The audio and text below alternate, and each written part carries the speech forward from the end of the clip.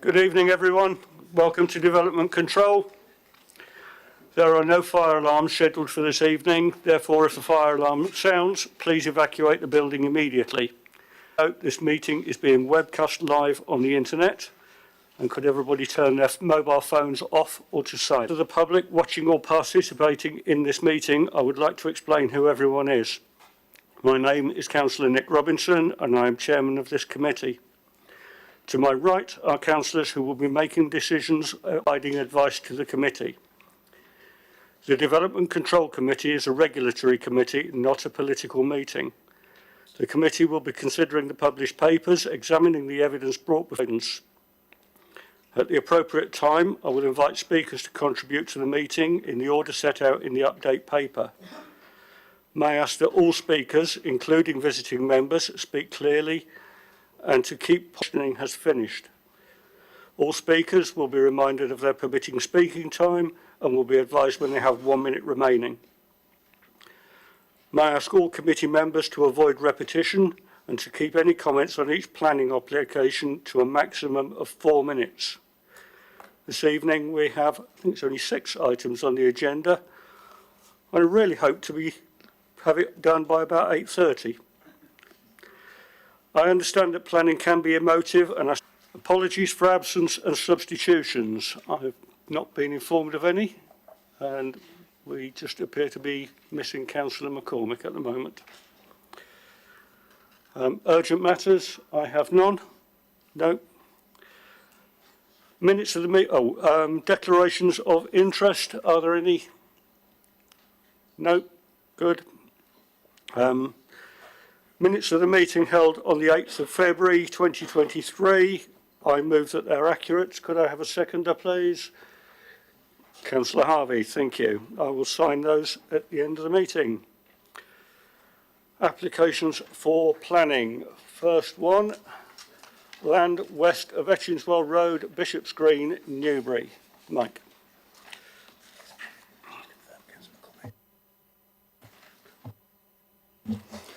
Thank you, Chair. Item 1 is an outline application for 42 dwellings at land off Etchingswell Road, Bishop's Green.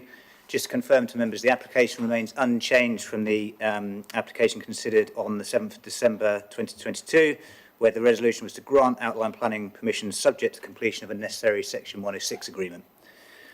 The sole reason for bringing the application back to DC Committee is that prior to the Section 106 being completed, and therefore prior to a decision being issued, the neighbourhood plan has advanced to the next stage of preparation, such that the weight to be given to the neighbourhood plan has changed in the meantime.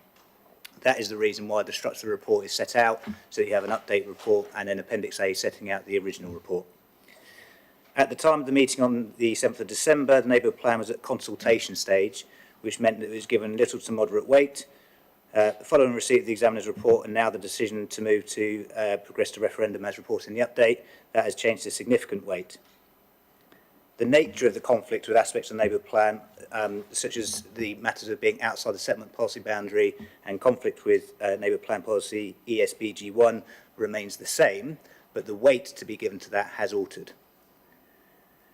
However, whilst the weight to be given to the neighbourhood plan has changed such that it requires it to come back to DC Committee, the overall assessment of the application is for the application still to be recommended for approval, having taken into account that change in weight to be given.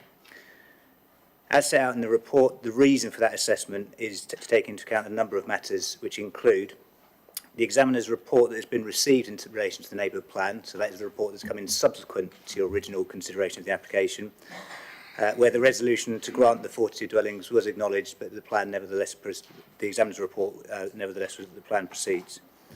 In addition, the fact that the neighbourhood plan has continued to progress forward in association with anticipated timescales, and critically, the fact that the neighbourhood plan does not yet form part of the development plan. So although it has advanced and it's gone further than where it was before, it still remains short of being actually a development plan. On that basis, it remains a material consideration. Because of that, the protections set out in paragraph 14 of the MPAPF do not apply in this instance at this stage, and therefore the tilted balance does remain in place. On that basis, the balance in terms of informing the recommendation for approval remains. Turning to the update paper, just to confirm 3 main points to members. First is that the Section 106 agreement has now been signed, Therefore, if planning permission were to be granted, that would be issued without further delay. The second is, as referenced in the introduction, the decision has now been made to move the neighbourhood plan to referendum stage, and that decision has been published on the council's website. And third is a summary of points raised by the applicant's agent in response to the fact that the application is being returned. As set out, the recommendation remains for approval in accordance with the 106, which is now signed, and the conditions listed in Appendix B. Thank you, Mike. If we could have our first speaker, please, which is Councillor Dane.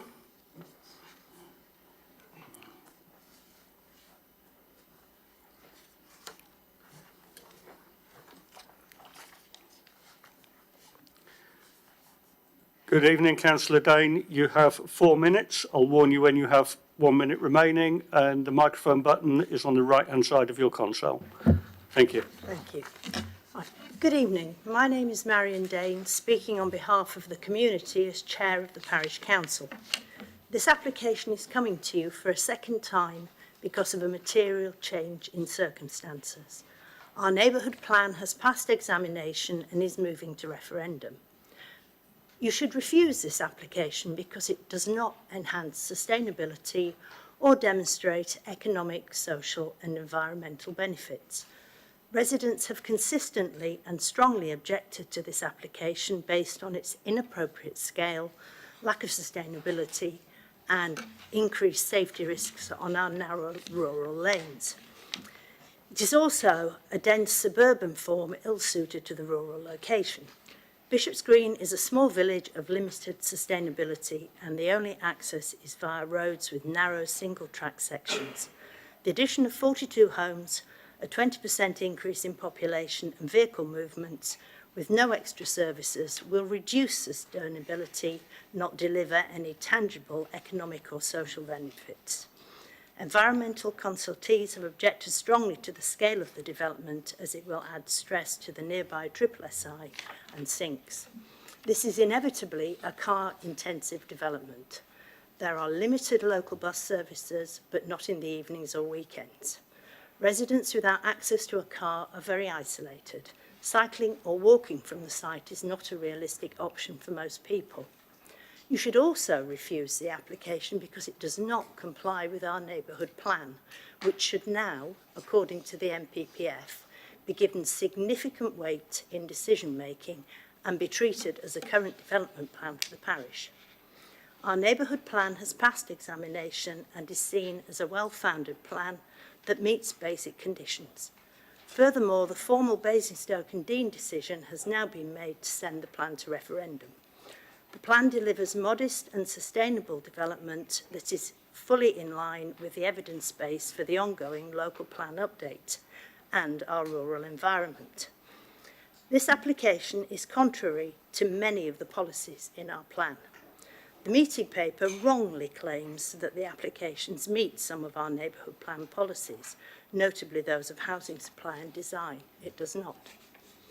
Following your December resolution, a public meeting unanimously agreed that our unchanged plan should be rapidly pushed through examination and referendum as the only way to ensure protection for the parish in the face of this and other large-scale development proposals.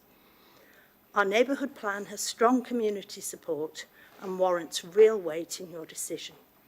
You have 1 minute remaining. Approval of this application would undermine the principle of localism and the validity of our neighbourhood plan in the eyes of our residents. You should also carefully consider the 2020 Berkeley prematurity precedent. In summary, you should reject this application because it does not represent sustainable development and it's contrary to the policies laid out in our neighbourhood plan, which now should be given real weight as the development plan for our parish. In closing, I want you to be aware that should you decide to approve this application, the Parish Council will request a call-in by the Secretary of State based on the status of our neighbourhood plan and the Berkeley and other precedents. Discussion with the department indicates they would see a call-in as justified. Thank you. Thank you. Questions for Councillor Dane? No? No questions? Thank you very much. Could you just turn the microphone up? Thank you. And our next speaker is Mr. Forward.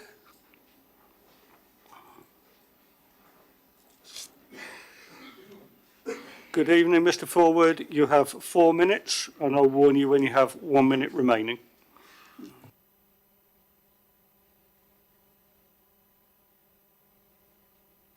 Right-hand button.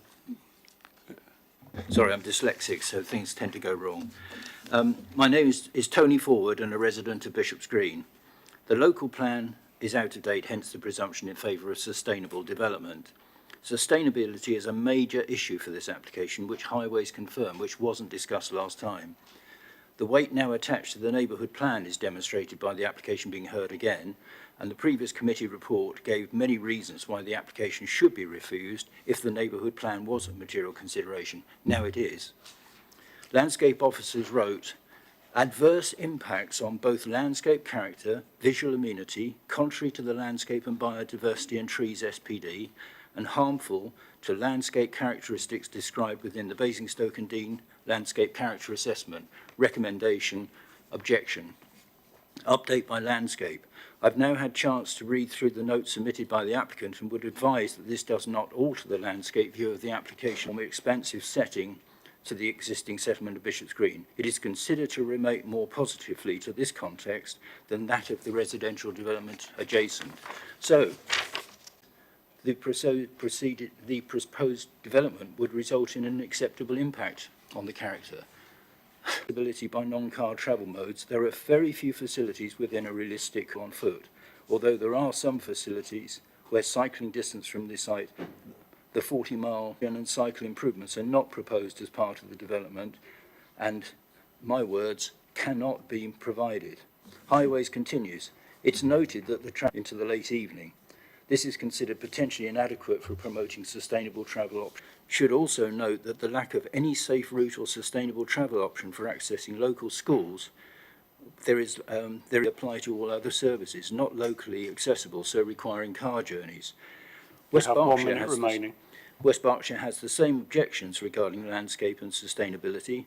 Being up to date, the West Berkshire Council local plan, contrary to the NPPF. It is also contrary to policies of Basingstoke and Dean, as many of the officers have said, West Berkshire Council and the Bishop's Green and Eshenswell neighbourhood plan, so should be refused. But I just urge you to look at why the previous committee report, it's not the fault of the officer this time, the previous committee report actually said exactly what the applicant wanted about the landscape, not what your own landscape consultant said. Thank you. No, thank you very much. And next speaker is Mr. Packer. Good evening, Mr. Packer. You have 4 minutes. I'll warn you when you have 1 minute remaining.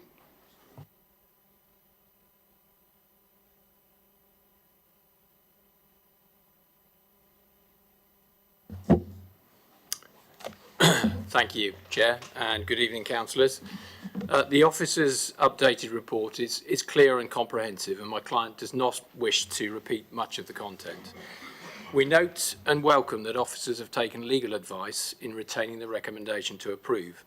My client has also taken legal soundings and agrees with the key conclusions covered in the report. Fundamentally, the resolution to grant permission would not prejudice the neighbourhood plan.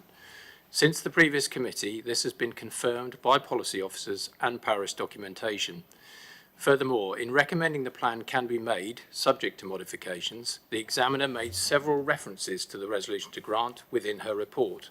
This is clear evidence that the resolution to grant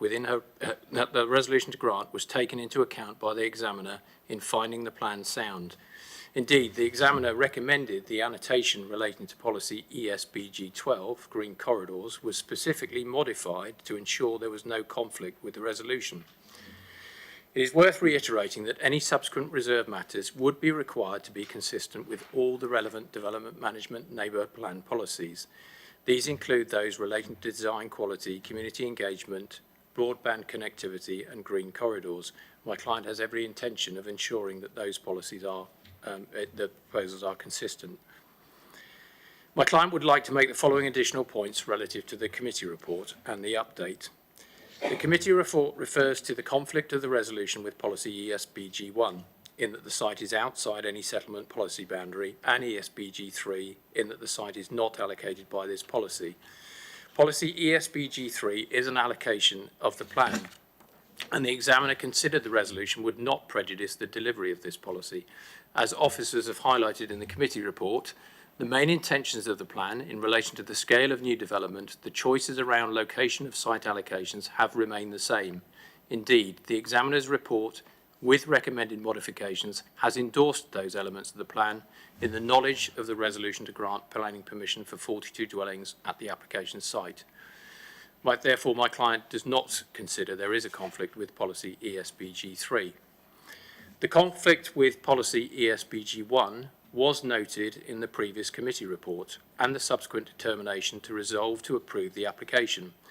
Whilst the weight of the neighbourhood plan has changed now the examiner's report has been published, equally the examiner's report itself takes into account the resolution to grant and confirms that the proposals would not prejudice the plan. This could be argued to strengthen the recommendation to approve. The combination of the neighbourhood plan and this resolution to grant will provide an additional buffer against the need to meet wider housing needs of the borough that may emerge from the local plan review within Bishop's Green and Etchinswell. And finally, the neighbourhood plan allocations will not in themselves provide for the extensive affordable needs of the parish. You have 1 minute left. Thank you. As advised by the Council's Strategic Housing Manager, as of September 2022, there is a need for 24 affordable homes within the parish, as well as an overwhelming need for 4,300 affordable houses within the borough as a whole. The application site will deliver 17 affordable houses of a suitable tenure to meet local need. Finally, the Section 106 and the SIL contributions will deliver significant financial and infrastructure benefits to the village. SIL contributions have been estimated to be in excess of £650,000. There are Section 106 contributions towards enhancing the existing play facilities to the immediate south, the bus service adjacent to the site, improving the wardening at the Greenham and Crookham Common SSSI, plus securing highway and bus stop improvements adjacent to the site, as well as a travel plan. For all these reasons, we respectfully request that you again support your officer recommendation to approve this application. Thank you. Thank you. Questions for Mr. Packer? No? Thank you very much. And if we could have Councillor Isaacs, please.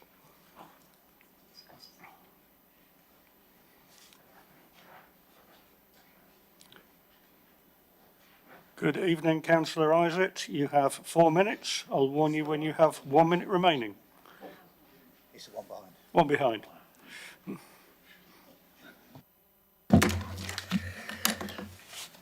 Good evening, councillors. This committee has been given the opportunity to review December's decision because of, as officers state, a material change in circumstances. And it's a big change in planning terms. The emerging neighbourhood plan has gone from carrying little weight in December to significant weight, with it being formally approved for a referendum by this council. Officers confirm much greater weight should now be given to the fact that this site conflicts with the neighbourhood plan in being outside the settlement policy boundary and that it is not allocated. They invite this committee to make a genuine reconsideration of this application. I think you should, and you should do so on good planning grounds. Officers' continuing recommendation essentially turns on a single planning thread. Para 49 of the MPPFs outlines 2 grounds around prematurity for refusing permission against the presumption in favour of sustainable development. Officers recognise 1 ground has now been fulfilled. The emerging neighbourhood plan is at an advanced stage due to the receipt of the examiner's positive report. Their support for this application therefore relates to the other remaining ground not being met. The development is so substantial that to grant planning permission would undermine the plan-making process by predetermining decisions about scale or location of new development. In support of this argument, they In support of this argument, they rely on the neighbourhood plan examiner's comment that the neighbourhood plans can allocate sites for more housing than the indicative requirement, as this wouldn't undermine borough strategic policies. Given permission on this site has been approved in December and the examiner only reported in February, the examiner was faced with a fait accompli about the site. She had to recognise this permission existed despite it being in conflict with a number of important emerging neighbourhood plan policies. Very similar issues arose in another case in my ward, Harts Lane, Burclare, where an appeal on 35 homes was decided in December 2020. The Burclare neighbourhood plan was approved for referendum. The site was outside a settlement policy boundary, and another site had been allocated to meet the parish's assessed requirement of 10 houses. The borough had no 5-year housing land supply. Concerning para 49, in dismissing the appeal, the inspector stated that it would markedly conflict with the emerging neighbourhood plan on the fundamental issues of scale of growth envisaged in Burclare and its location, given the considerable plan-making efforts to identify and allocate the alternative preferred site. He went on to say that it would have a prejudicial and undermining effect on their neighbourhood process. A general disillusion in the benefits, efforts and objectives in neighbourhood planning within the community, and the scale and location is so substantial that to grant this appeal in advance of the referendum would predetermine decisions about the scale and location of new housing that would seriously undermine the plan-making process. He acknowledged a second harmful consequence, the real prospect that the emerging neighbourhood plan would not be endorsed at referendum if the appeal was allowed.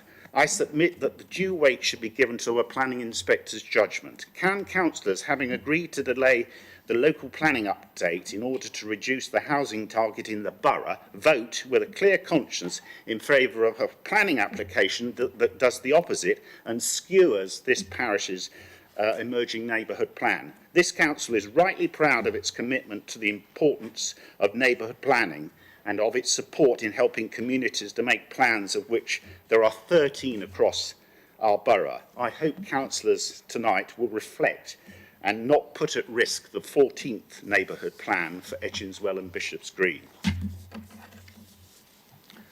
Thank you. Questions for Councillor Isaac? No? Thank you very much.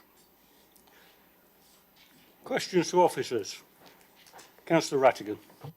Thank you, Chair. Legally, what weight should we give to the threat of a referral to the Secretary of State? Should we have that in our mind? Can I ask Anne?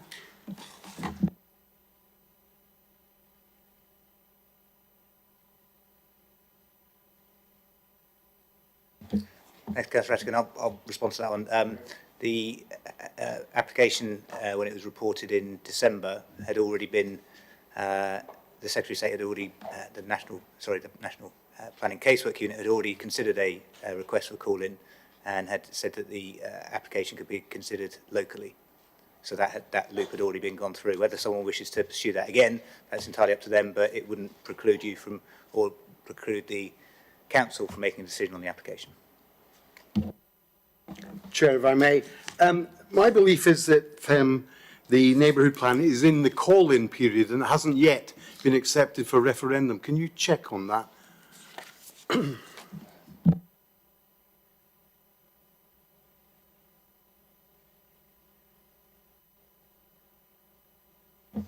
you, Councillor. You're right, so that the decision to move to referendum is in the call-in period, but on the basis that it hasn't been changed at this stage, it's a valid decision. So on that basis, the decision has effectively been made to move to referendum, which is why we effectively say out that significant weight can be given to the neighbourhood plan, hence the reason we're back here. Any more questions for officers? Councillor Gaskell, followed by Councillor McCormick. Thank you, Chair. I was just wondering if officers could provide a definition for what moderate and what considerable weight are in terms of this local plan.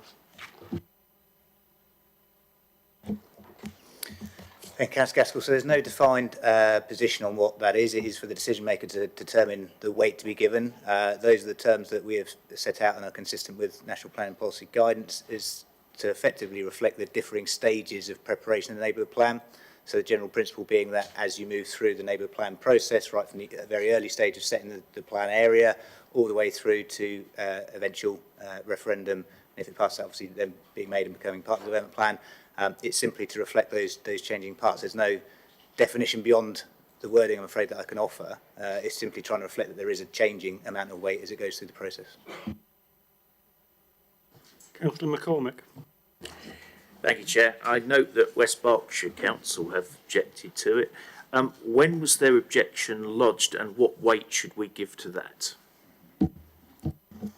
And Councillor McCormack, so the objection was lodged prior to the previous meeting. So effectively that issue, there's no change between the two meetings. Thank you. Councillor Tomlin. Thank you, Chair. Question about Sill. Just for out of interest, with the neighbourhood plan about to go to referendum to be made, would the Sill contribution be 25% to the parish, or is it going to miss that because of the timing?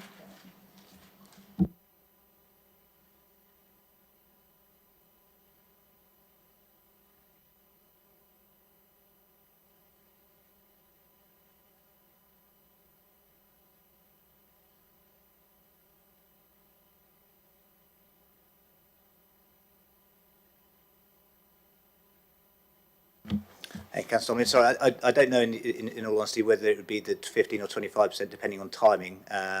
It wouldn't be determinative of the application clearly, but it's something that I can come back to you on after the meeting. Councillor Frost, followed by Councillor Harvey. Thank you very much, Chair. Just very quickly, I would like some confirmation on how officers perceive Section 49 applies or does not apply in this particular case, please.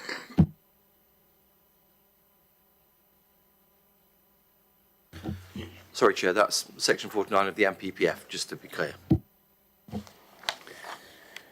Thank you, Councillor Frost. So if I can refer to pages 81 and 82 of the committee report, that is effectively the officer's assessment of the relevance of paragraph 49.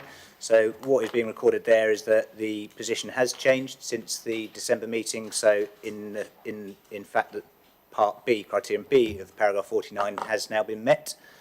So that is that the emerging neighbourhood plan is now at an advanced stage, but is yet to be formally adopted as part of the development plan, because that stage can only be reached post-referendum if the referendum was to approve. So that part has been met.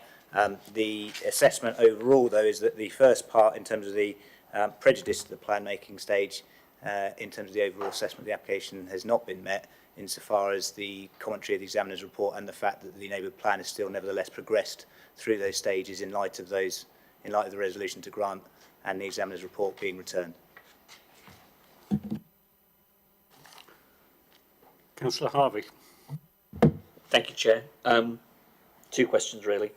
First of all, I'd like to understand, bearing in mind the examiner's comments and the examiner report, bearing in mind the context in which the original decision sits, what is the legal advice on a position where this committee to reach a decision of refusal? What legal implications flow from that? And secondly, bearing in mind Councillor Isaac's comments on an inspector's decision that referenced a Berkeley neighbourhood plan quite distinctly, again, what is the weight that could or should be applied to an inspector's decision in the borough that took quite a contrary position to that which we've had explained or argued to us this evening? Thank you, Councillor Harvey. So if I take the second question first, and perhaps Anne would then like to come in on the legal point after. So on the second point regarding the Berkeley neighbourhood plan, I understand that relates to the Harts Lane planning application, which was determined originally in December 2019 and was then subsequently dismissed at appeal in December 2020.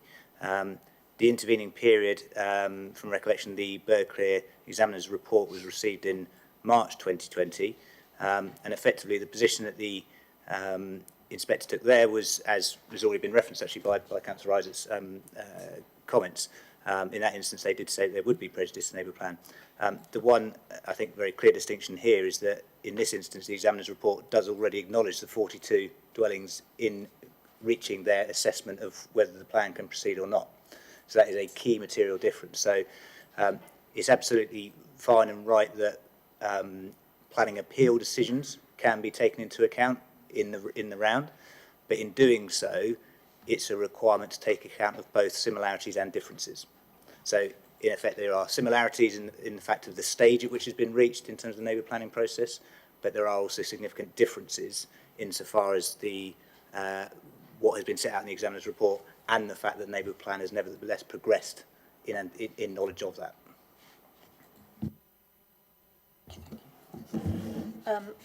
If I can refer the committee to page 76 of the agenda, paragraph 1.9, that sets out the approach you should take to decision making. So it is a genuine reconsideration of the application, and in doing so you can make a decision that's different from the original decision if you wish to. However, you need to take into account consistency in decision making, and if you do give a different decision, then it's important that you set out reasons for the departure from your previous decision. And in relation to that, you're really applying the tests on at the bottom of page 81, top of page 82.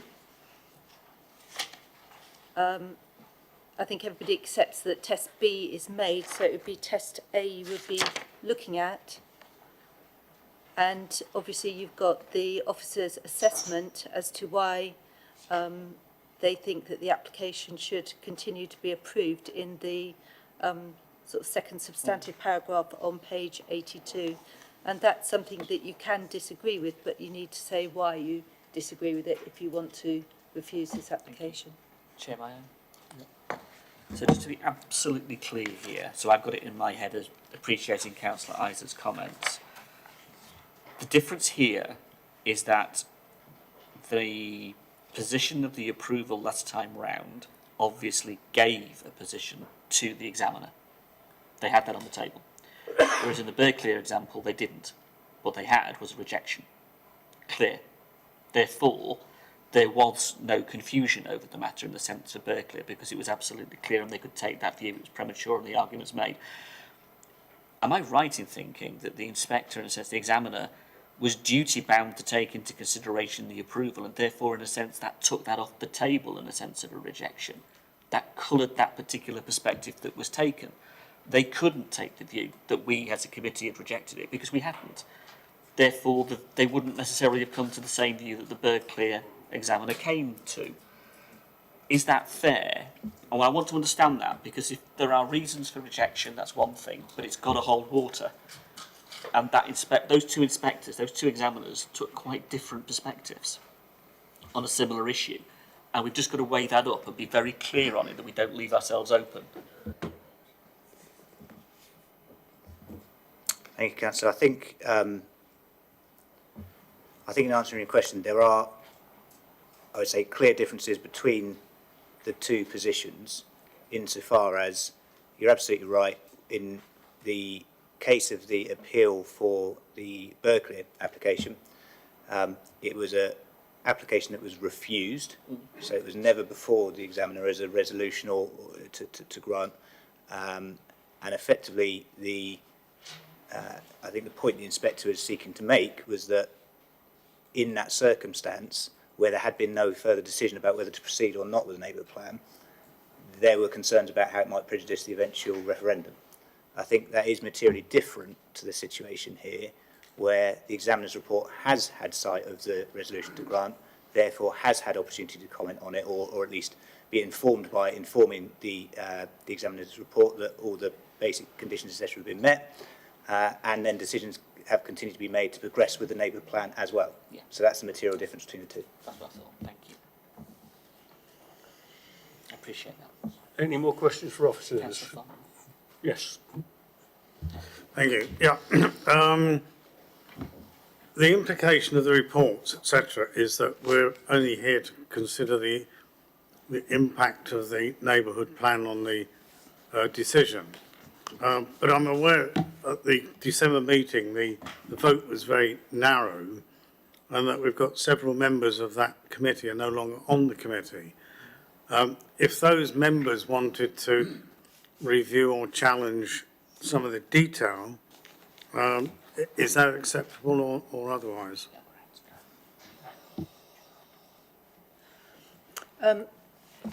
No, it wouldn't be. You know, you're confined to considering the issue of the neighbourhood plan and the change in status. You know, although there are different members on the committee, you are a committee and you act as a body.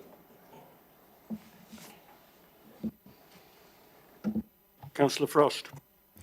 Thank you, Chair. I appreciate it's my second question. I'd just like an understanding of how the Oakley principle, okay, will actually affect this.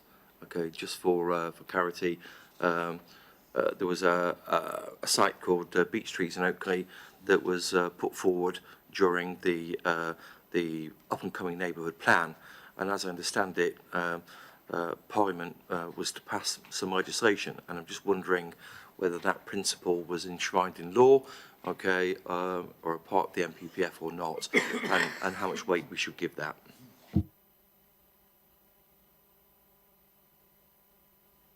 Thank you, Councillor Frost. I do recall the case. I don't recall the detail, in all honesty, around the precise timings. I know it was related to a neighbourhood plan site, and from recollection it was an eventual appeal decision which allowed a far greater number of units on an allocated site. I don't believe there was any direct relevance to eventual changes in legislation per se.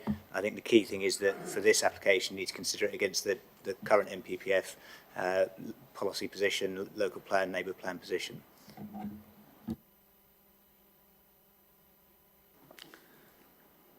No more questions to officers? In that case, debate. Councillor Rattigan.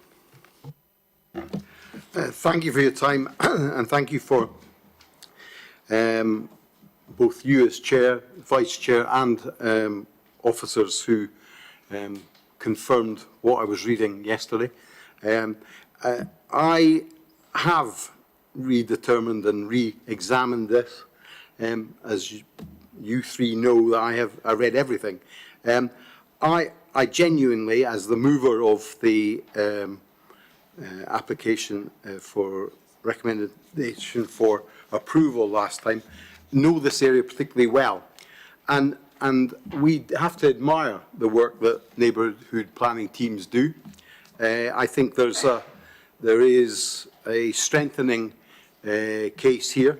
But one of the things that was said at the time is that we believe that there should be an allocation to affordable homes.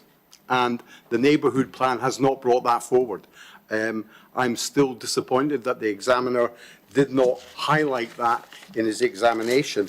But also, if we move to page 82, the fact that he acknowledges the elements in this plan and with the modifications that he is making, he is aware of the 42 and says, yes, the neighbourhood plan can be made knowing that the 42 is out there.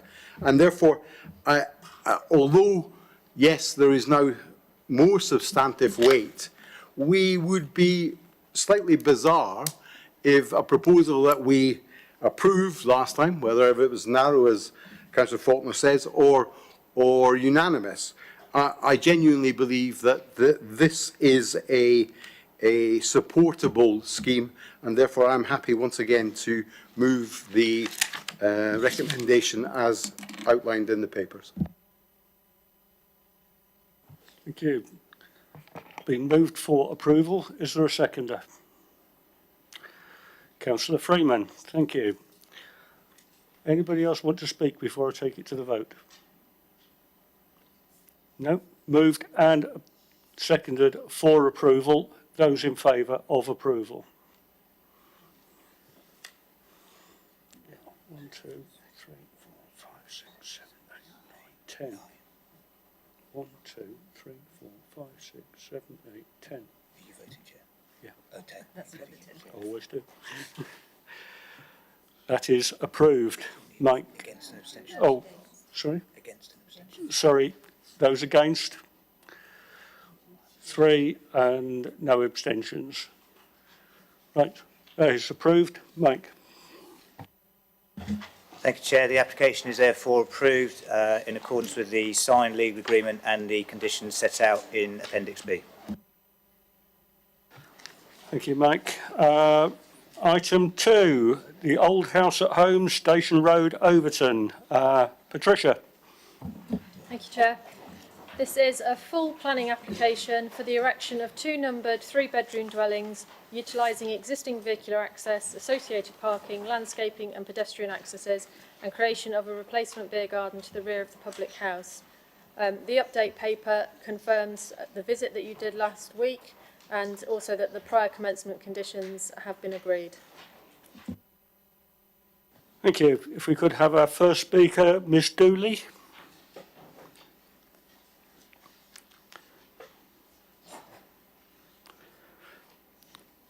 Good evening, Ms Dooley. You have 4 minutes. I will warn you when you have 1 minute remaining, and the microphone button is on the right-hand side of the deck. Thank you. Thank you. Good evening. My name is Jane Dooley. I'm on the Parish Council of Overton, and I'm also recently elected as Planning Chair. This is a statement from the Overton Parish Council with reference to this application. The OPC objects to this development for a number of reasons that are consistent with the significant number of objections raised by residents in the directly affected area by the proposed development and in the village. The concerns and objections from OPC include the following material considerations that are aligned with these objections. Firstly, loss of light, overshadowing of properties that were built over 170 years ago in the 1850s, where the proposed properties will be at least 1 metre above the level of the ground floor, so the new residents will look directly into the opposite properties. Secondly, where at certain times of the year, specifically late autumn, winter and early spring, the morning sun will be reduced or lost due to the topography of the site. The existing properties, due to their 1850 designs, have very small windows, which obviously limit the light entering the premises.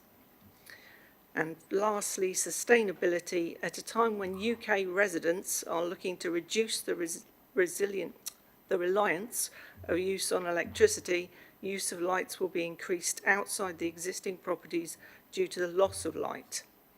Now, loss of privacy and overlooking directly onto the terraced properties opposite is partly the same as point 1.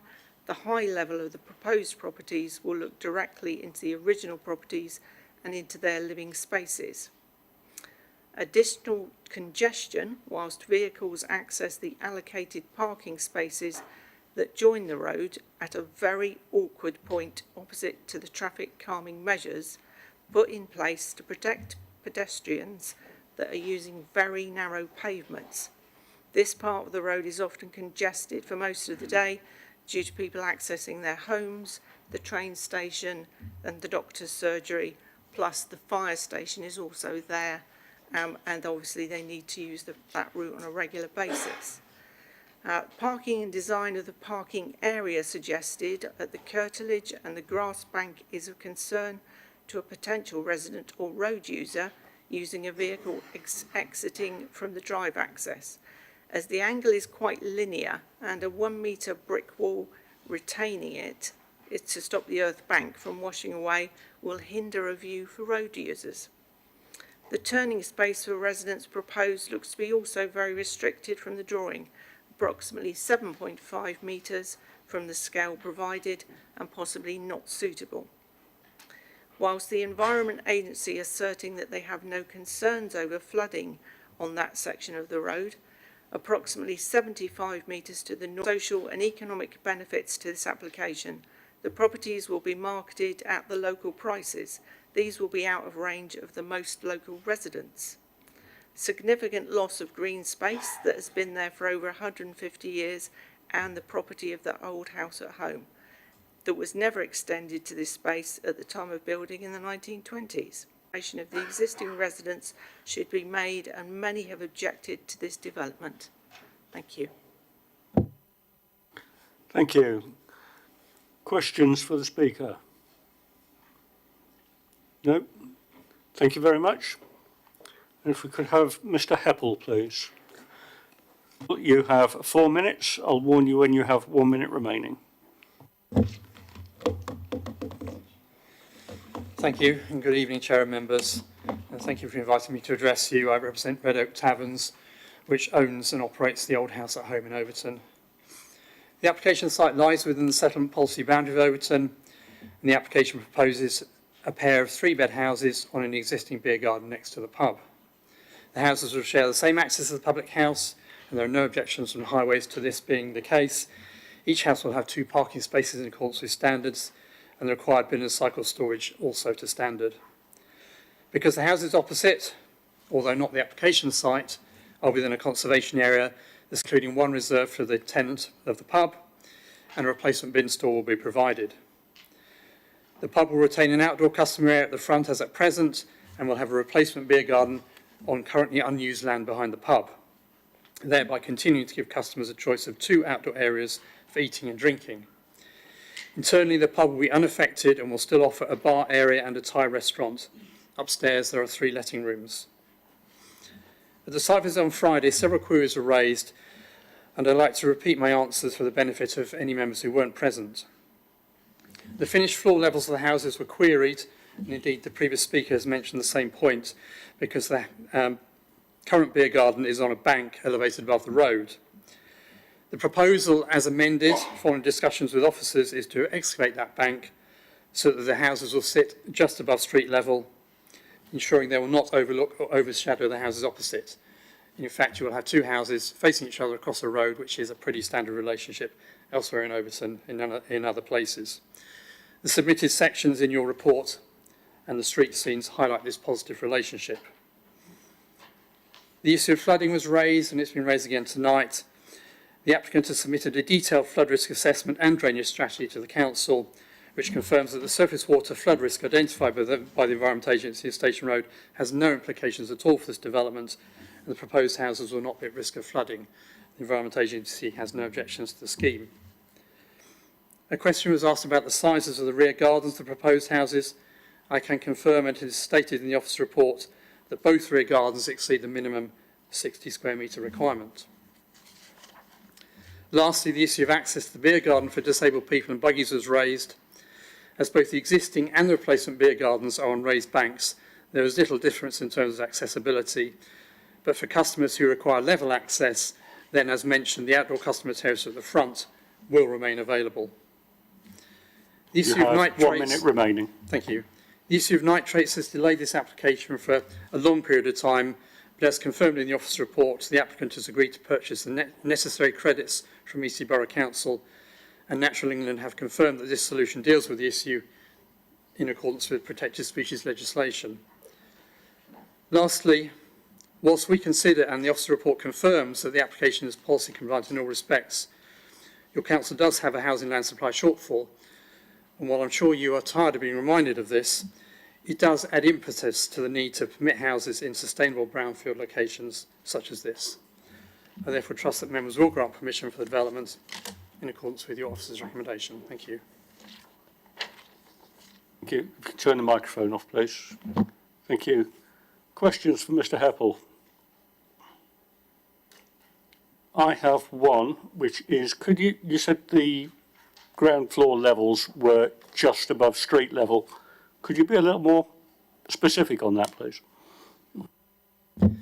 There is one step up, I believe, to the houses from the street. The houses are obviously set back from the street, and they are, in a similar relationship as the street as the existing pub. So basically the pub in its time was carved out of the same bank that our houses will be carved out of. So, as I say, I believe the houses are one step up from the street. Okay. I'm looking at the plan and I see the street level as 84.3 metres and the floor level as 84.8. That gives me a difference of half a metre. Is that correct? I wonder if I could defer to your officers. I don't have those figures in front of me, but I presume that would have been part of your assessment. Okay. Thank you, Mr. Heppel. I don't think there are any other questions. No, thank you. And if we could have Councillor Phillimore, please.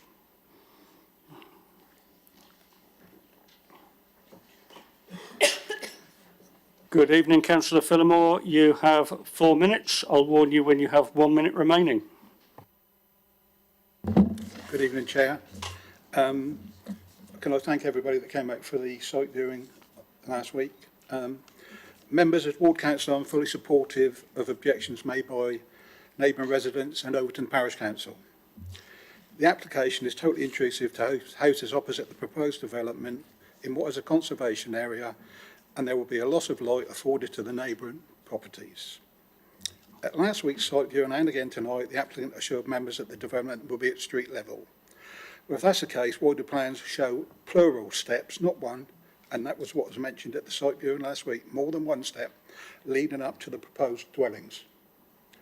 The proposed properties are clearly on an elevated embankment that will definitely inconvenience the aforementioned opposite dwellings.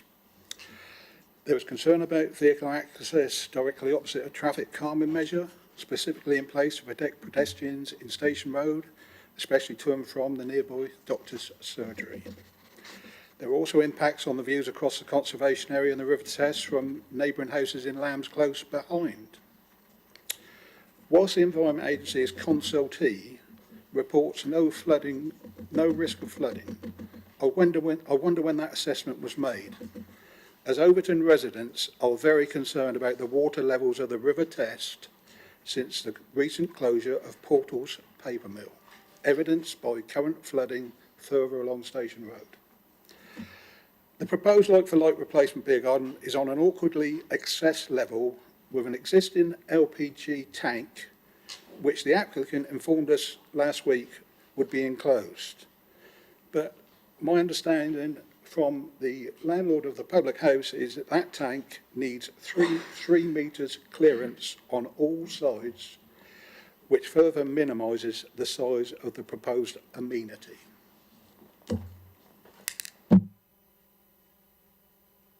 Thank you. Questions for Councillor Phillimore? Councillor Frost.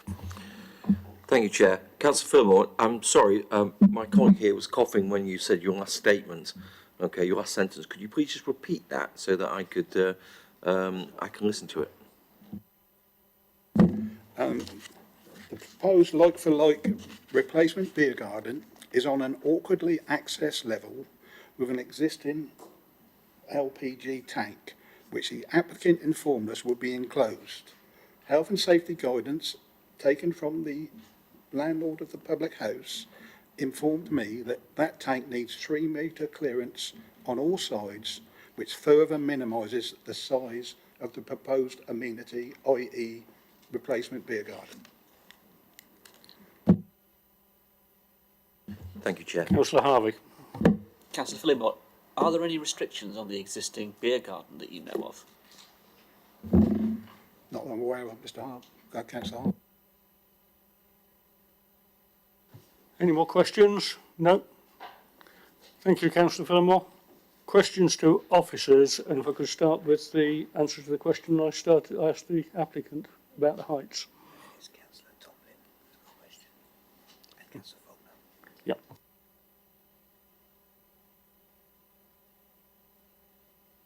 Yep.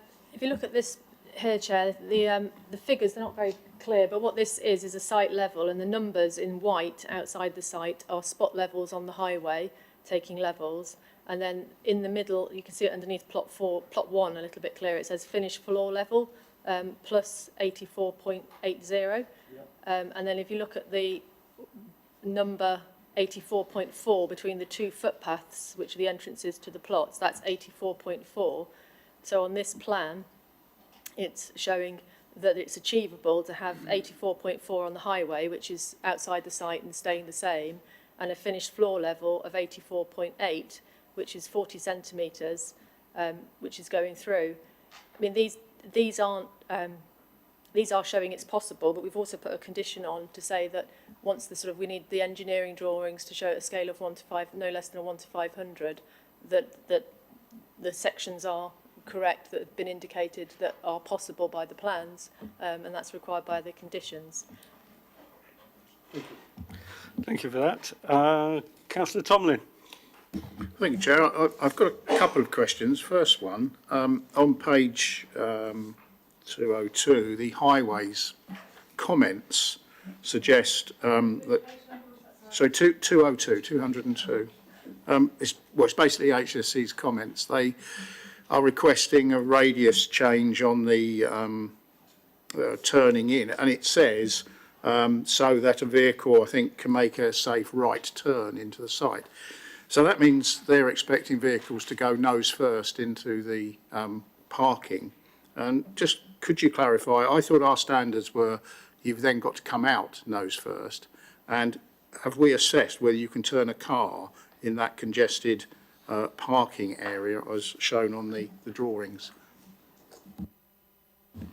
We went back to county on that point, and on 203 they've confirmed that, second paragraph down, based on the appellant's comments and the latest site plan which shows the existing drop crossing being retained, I can confirm that the previously requested changes to the radius would not be necessary. This should not alter the suggested condition as this related to visibility displays as opposed to the design of the access. So because the access isn't changing, it's an existing access onto the highway and they're just reusing the same access and alignment, the county withdrew that statement of changing the radii of the access. Okay, sorry, I was referring to the fact that they said to make a right turn. So my point is, if they are expecting, or we are expecting cars to go, and they will go in nose first, can they come out nose first? That was my question. Can they turn within that area that has been specified?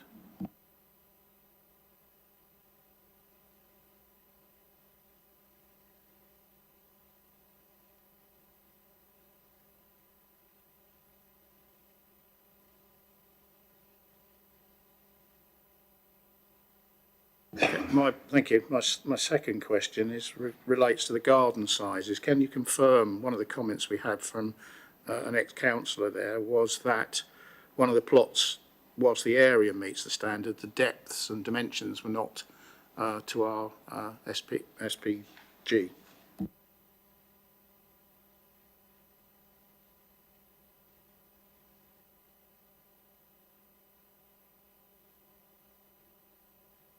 The microphone's not on. Plot 1 has an area of 63 square metres, so that exceeds the area, and it has and plot 2 has an, so I'm getting my plots mixed up here, sorry about this. Yeah, 63 and 76.9. So plot 1 has 76.9 and plot 2 has 63. And the depths of the gardens, plot 1, which is the northernmost one on that site, has a depth of 6.7 metres to the boundary, 6.07 metres to the boundary, which is under the 10 metre guidance. And plot 2 has a minimum distance of, it looks like that's, so I've got it on a, it's 7.2 it looks like on it. It's overlaying some paths, but that's guidance, but the width of plot 1, which is the narrow one, is 10 metres, 10.5 metres, and the width of plot 2 is, so I think they overlap the numbers, like 6.7 metres, and the balance has been made that the usability of that space, it's not backing onto overlooking or other people's gardens, is that it meets the area and it's a usable space. Councillor Faulkner. Thank you, Chair. Is there any guidance for us in terms of a beer garden is obviously a place where people drink beer and smoke and generally have a good time. Guidance in terms of in building 2 residential dwellings, they're going to be smack bang against a beer garden. Could you give us guidance on whether that is or isn't acceptable? There is no specific guidance, but given that there's an existing beer garden on the planning unit that's in close proximity to dwellings, and this is another area of the same planning unit that's moving one part of the use to another part of the site, on balance, officers would have considered it appropriate with the conditions of new acoustic boundary fencing is acceptable as an alternative. It's not a like-for-like facility. It says it's not the same size, but in terms of it's accessed from the service area, like the existing beer garden. The existing beer garden isn't accessible because it's just a grass, muddy slope, and this beer garden isn't accessible because it's steps. So as a replacement, it's not like for like, that's not being claimed, but it is a facility that allows customers to come out of the same door of the public house. They come out into the service yard, cross the service yard and use the beer garden. They will come out of the public house into the service area and go behind the public house. So there's no guidance, but in this instance, on the considerations of the site specifics and the history of this site, the officers have recommended that it's an acceptable replacement. Councillor Harvey. Thank you, Chair. Could I just clarify on the existing beer garden if there are any restrictions on it at all at the moment? And I'll come back to another question about the agent to change argument in the debate. Under planning, there's no restrictions, but so I'm just trying to find the environmental health officer commented, which I included in the evaluation.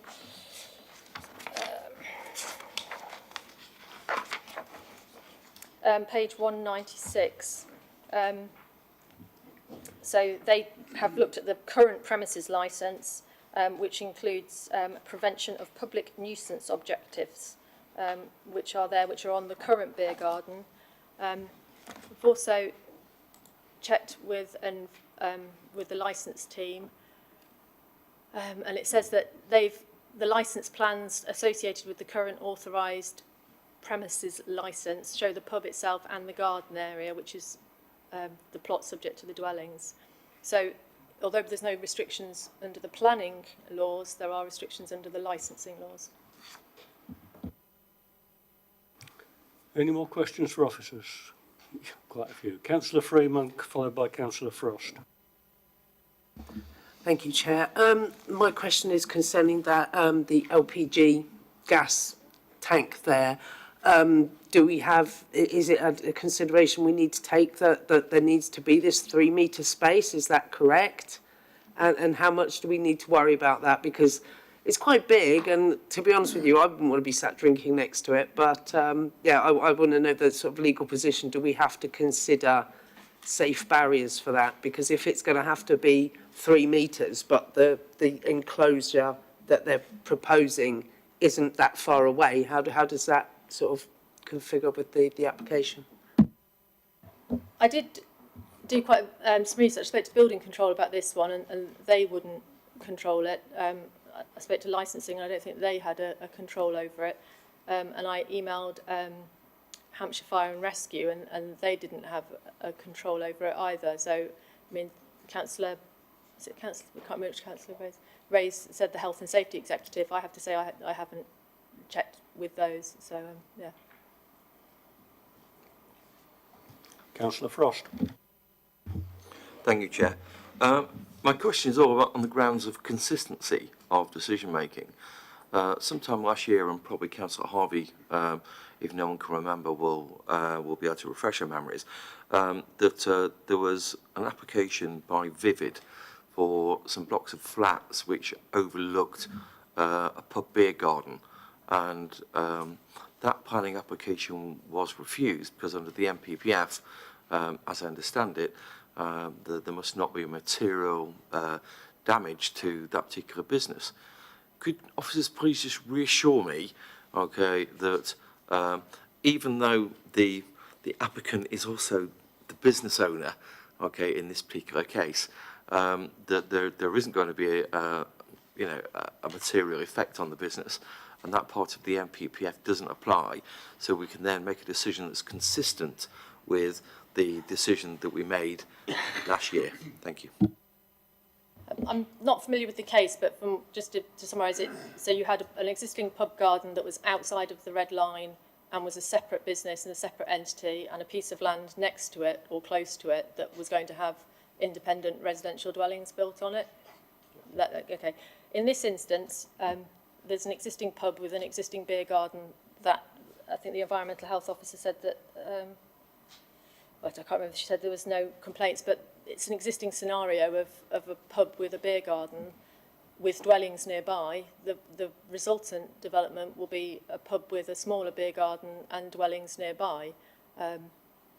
So the officer evaluation is that that's consistent. If there is noise and disturbance from the replacement beer garden, then it's under the control and gift of the applicant to manage the space appropriately if he doesn't want that to be removed from his licence. And we've also suggested conditions to replace the existing boundaries with acoustic boundaries. We've put no amplified music in there. We've suggested lighting would have to be approved. So we have more control over this under planning that's additional to the lack of control we have over the other one, but that doesn't seem to be causing a problem to the locality. There was none of the letters of objection said it's a burden. In fact, they wanted to keep it. So, any more hands up for questions? In that case, debate. Okay, I'll start it off. I've got a few notes I've written in front of me of the reasons we've been asked to refuse this. One is overlooking, and we've had it confirmed, and I agree with it, looking at a levels plan, that the floor levels of these properties will be 0.4 metres above the levels the other side of the road. For those that don't convert metric to imperial very well, that's about 1'4". I don't think overlooking right across the width of a road and two pavements, 1'4" height difference, is viable as a reason for refusal. I think it would be totally unreasonable. The flooding issue, we're looking at two houses, not 10 or 20. It's a very steep site. The natural runoff rate from that site, because of its steepness, is going to be quite fast. And I don't believe that two houses are going to make a significant difference to the flooding 200-300 yards down the road. Might make a couple of millimetres difference, but it's going to be immeasurable. Then we come to the whole thing, the plot itself. It's cramped, it's overdeveloped, it's just too much in too small a space. The back gardens are too shallow. They're going to be quite dark. There's quite big foliage at the back. They're not going to be a nice place to spend time, and they don't meet our specification. So it is a cramped form of development, and that comes under EM10. And the other thing which really concerns me comes under CN8. It says here, proposals that would lead to the loss of a valued facility currently or last used for the provision of the community leisure and cultural activities, which I think a pub garden is part of that. It says, if that facility is changed, any proposed replacement or improved facilities will be of equivalent or better in terms of quality, quantity, and accessibility. The quantity is half, give or take. Let's not split hairs on it. What there is now is significantly smaller, and the access to it is horrendous. It really is. It was up a very narrow staircase. Now, I appreciate that can be improved, but this gas tank is right in the way. I would not want to be in that back garden with young children. It does not, in my mind, meet, and that comes under CN8. But I'll leave it there. I'd like to hear what other people have got to say. Thank you. Councillor Harvey. Thank you, Chair. Picking up where you've just left off, I think the argument here is, what is the agent of change? It doesn't matter who makes the application, it's the actual application's effect. And colleagues have already referenced a previous application where the provision of residential properties directly impacted upon the business and directly impacted upon the nature of that pub. I think the building of these two dwellings is an overdevelopment of the site. I agree with that. I think in relation to CN8, it's quite right. The facility is no longer needed for any of the other functions that it can perform.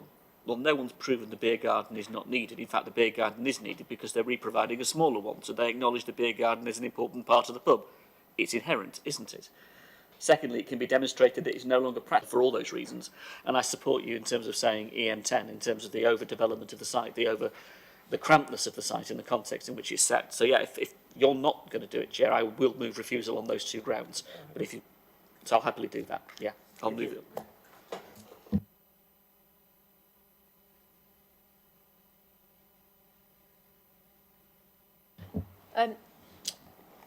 Just to help you make your decision, councillors are mentioning policy CN8, which is community, leisure and cultural facilities. The application has been evaluated against CN7, which is essential facilities and services. On page 91 of the local plan, there is a list at paragraph 5.66, and in that list, which is relating to CN7, public pubs are listed. It says the essential facilities and services covered by this policy include, and it's healthcare, shops, post office, pubs, education, places of worship, community buildings, community centres, village halls and cemeteries. Under CN8, which is community, leisure and cultural, it's saying that by way of example and for the purposes of local plan, community, leisure and cultural facilities include, the list below is not exhaustive, and it doesn't include public houses in there. So just wanted to draw that to your attention, that there is that differentiation. Thank you. Councillor Frost. Thank you, Chair. I'd just like to come back to Patricia and say that in CN8 it does actually say that this list is not exhaustive. So if we feel that public houses does fit there, then maybe it does. I'm happy to second the motion put forward by Councillor Harvey. I think there will be a significant risk of material effect on the business, which it will be held by tenants, okay, and it will probably be from noise complaints through the environmental health team, okay, and I'm just very concerned that we will be, potentially giving, if we approve this application, we will be giving, an inconsistent decision as to what we were doing last year. So I will happily second it. Thank you. Is there anybody else who wants to speak before I put this to the vote? Councillor Tomlin. Thank you, Chair. Yes, I accept everything that's been said so far, but I think one very important aspect in my mind is the very fact that this is an open aspect as described currently with the garden. Putting houses that close to the highway, given the houses opposite, there will be, I think, overshadowing that goes above and beyond what we would normally accept on the basis, the statement that it's east facing and that, don't worry, it's only going to take out the sunlight for the morning. Now, the morning is pretty much half the day, and I think that is quite a considerable amount of time.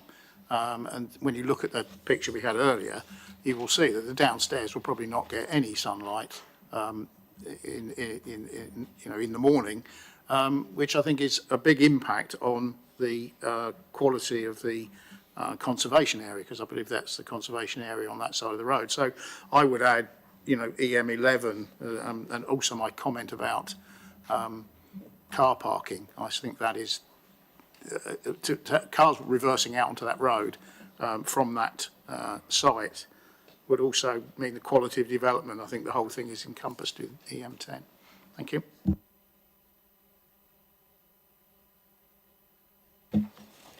Thank you, Chair. Sorry, Councillor Tomlin, that was just in relation to EM11 in relation to the impact on setting of conservation area. Sorry, because we're overshadowing conservation buildings, is a double whammy in the sense we're affecting a conservation area, but more to the point we're affecting a building, but that would be quality of build, wouldn't it? The EM10. Which would be M10. So EM10 trumps EM11 in this case, but there's a consideration of the impact onto the I think the advice of officers would be that would come under EM10. If it was just to then come back on the point around CN7, CN8. It's not seeking to in any way impact on the discussion or debate, is simply the applicability of the correct policy. There's one paragraph just in the subtext, just looking at it again, which I suppose tries to define the difference between the two in terms of which one's more relevant. And it just says 5.70 of the local plan, facilities and services which are essential for underpinning community life and ensuring that members of the local community are able to meet their day-to-day needs are assessed by policy CN7, whereas facilities and services which enrich and ensure the vitality of communities are protected, supported and facilitated by CN8 come under CN8. CN8 also relates to facilities which serve the wider community, which go beyond just local. So I think on that basis it would be CN7, but the general point around vitality and viability of the unit is covered in CN7, along with the test that would need to be made, which effectively, if I've understood the motion correctly, you're saying would be breached under CN7 as well. I can understand the logic of that, how CN7 flows into CN8 in this particular example, so I'm happy to include CN7 and CN8 and pick Councillor Tomlin's points up under EM10 as you're advising. I think that's relevant to that. Do you want me to summarise what I've picked up? Starting on the principle of the development, members are minded that the replacement facility, the development results in harm to the vitality, vibrancy of the public house, is contrary to the community drivers in CN7 and CN8. Yep. That's specific to the dwellings is that it's an overdevelopment of the site. I've got cramped access. Oh, that's the access to the beer. I suppose this comes under overdevelopment. Access to the public house. It's cramped, but both the beer garden and the dwellings, and that's under EM10. And the street scene impact and the distance between the existing buildings which are backing onto the pavement and the distance and the buildings which have only got a small front garden results into overshadowing. I didn't know it was overlooking as well, Councillor Tom, overshadowing of the historic buildings in the conservation area. But you didn't have a conservation area setting issue with the development. It was just the impact on the dwellings, not the impact on the conservation area. Thank you. Moved and seconded for refusal of the reasons given. Those in favour of refusal? I think that's every hand in place. Thank you very much. That's everybody. That is refused. Patricia? I can confirm that the application has been refused in the summary that I gave a few moments ago.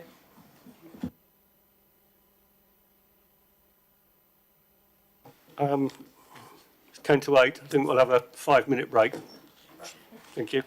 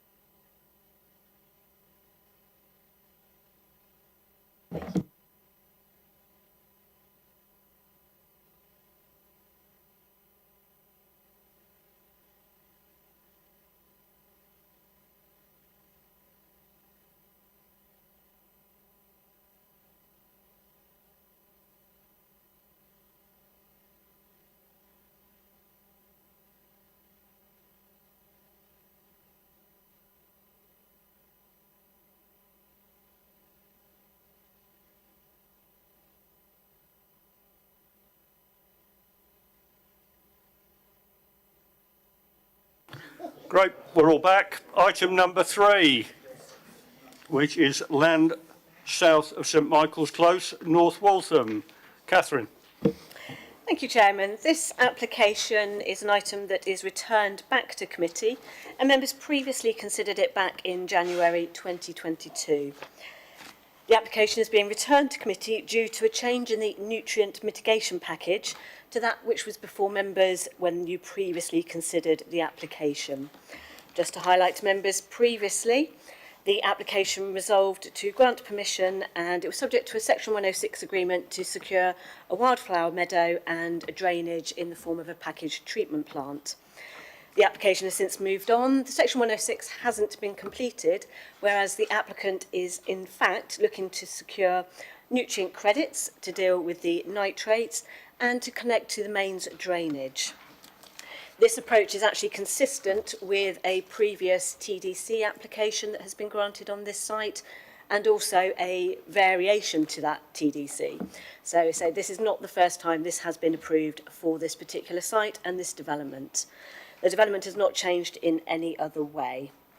If I just draw members' attention to the update paper, there is just a correction for you with regards to condition 1, where the proposed site plan is actually revision F rather than revision D as previously considered. And just to highlight to members the planning history to the site, and again to reiterate that the use of nutrient credits and the connection to the mains drainage system has been previously approved. There's nothing further to add. Thank you. Thank you, Catherine. We have no speakers, so questions to officers? No? Councillor Tomlin. A very brief one. So this site's had everything it's asking for approved in technical TDC. Now it's a full application for the same thing. I mean, can you just... It's within the applicant's right to do it, obviously, but what is the difference? I can confirm there is no difference. So the applicant has sought the same development, the same mitigation package to do 2 different types of planning route, one through the TDC PIP, one through full. Thank you. Any more questions? No. In that case, debate. I'm happy to move this from the chair because it's basically already been done. Seconded by Councillor Harvey. Anybody wish to speak? No. In that case, moved and seconded for approval. Those in favour? And that is everybody. Thank you. Catherine.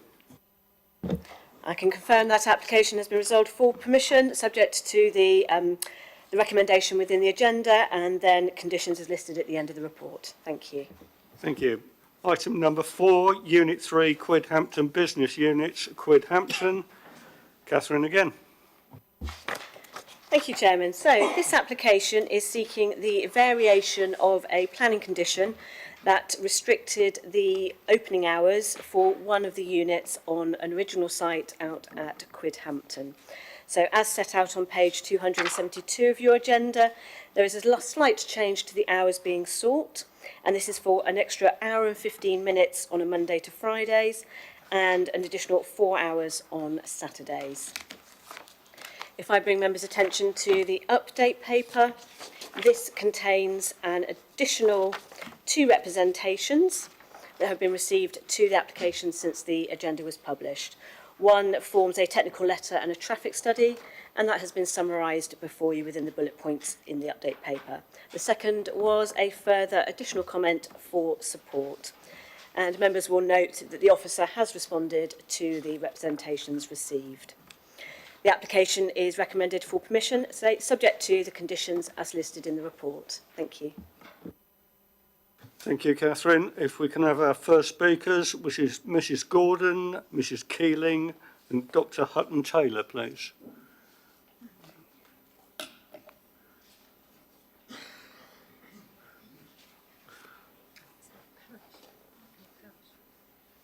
Sorry, my mistake. Sorry, I mistake. Can we have Miss Dooley first, please? That is my mistake.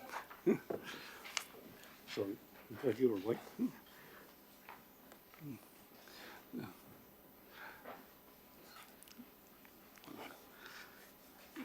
Good evening, Miss Dooley. You have 4 minutes, and I will warn you when you have 1 minute remaining. Good evening once again. My name's Jane Dooley and I'm on the Planning Committee for Overton Parish Council and also on the Parish Council itself. This is the response from Overton Parish Council with regards to the application for extended hours. We support an outcome that provides for both local business but takes into account any impact from the operating of a business that affects their neighbours. The business in question appears to be successfully operating as a dance studio. The development on which it resides was originally refused planning permission by Overton Parish Council and a local councillor. Part of that rejection response cited concern over a significant increase in traffic movements.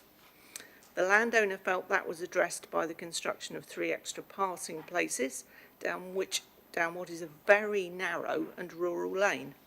Whilst that allows for some room for passing vehicles, it does not reduce the amount of traffic generated by the business, nor does it mitigate the added issue of a lane with 2 blind bends.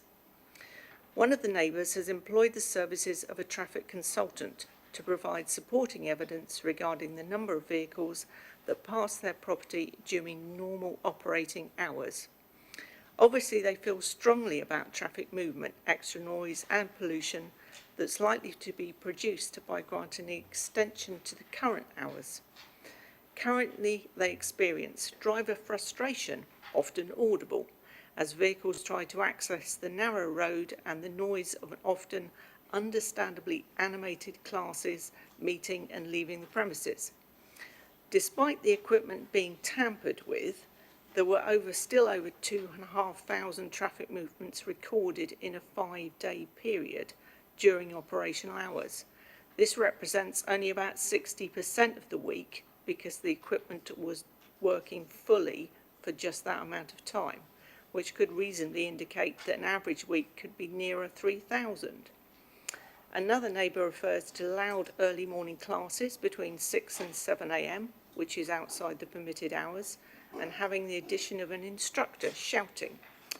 The original application was granted with the following hours restrictions in place, so that would be no earlier than a 7:30 a.m. start and no later than an 8 p.m. finish Monday to Friday. On Saturday, that would be 9 until 1. The mitigation within the application mentions loss of staff as a possibility if the extension is not granted. We would be thinking that staff losses would, in theory, only be because extra classes are generating the need for more staff. Those classes will be operating outside the currently designated business hours. You have 1 minute remaining. Thank you. The operators of the studio commissioned a survey with regard to the level of noise generated by the studio. This was focused entirely on the noise coming from the studio rather than the traffic generated or the class changeover noise. Granting an extension to the operating hours on a Saturday until 5 p.m. would mean that the neighbours had no respite for 6 days out of 7. After a working week, it feels that 1.5 days of no operating business would not be an unreasonable allowance. The studio owner has historically used various other village local halls and amenities to extend the hours of the business, particularly during lockdown. Could an alternative venue not be sought for Saturday afternoons? Quickly change the page. Referring back to our opening points, the council support an outcome that provides for both local business and local residents, but feels strongly that in this instant, the neighbouring houses would be very much in suffering from more traffic movements. Can I ask you to wind up, please? Yeah, could the council please be mindful that if the extra hours are granted, it will set a precedent for the area, meaning all the other units would well be within their rights to claim the same hours, a potential floodgate of applications once the door is open. Thank you.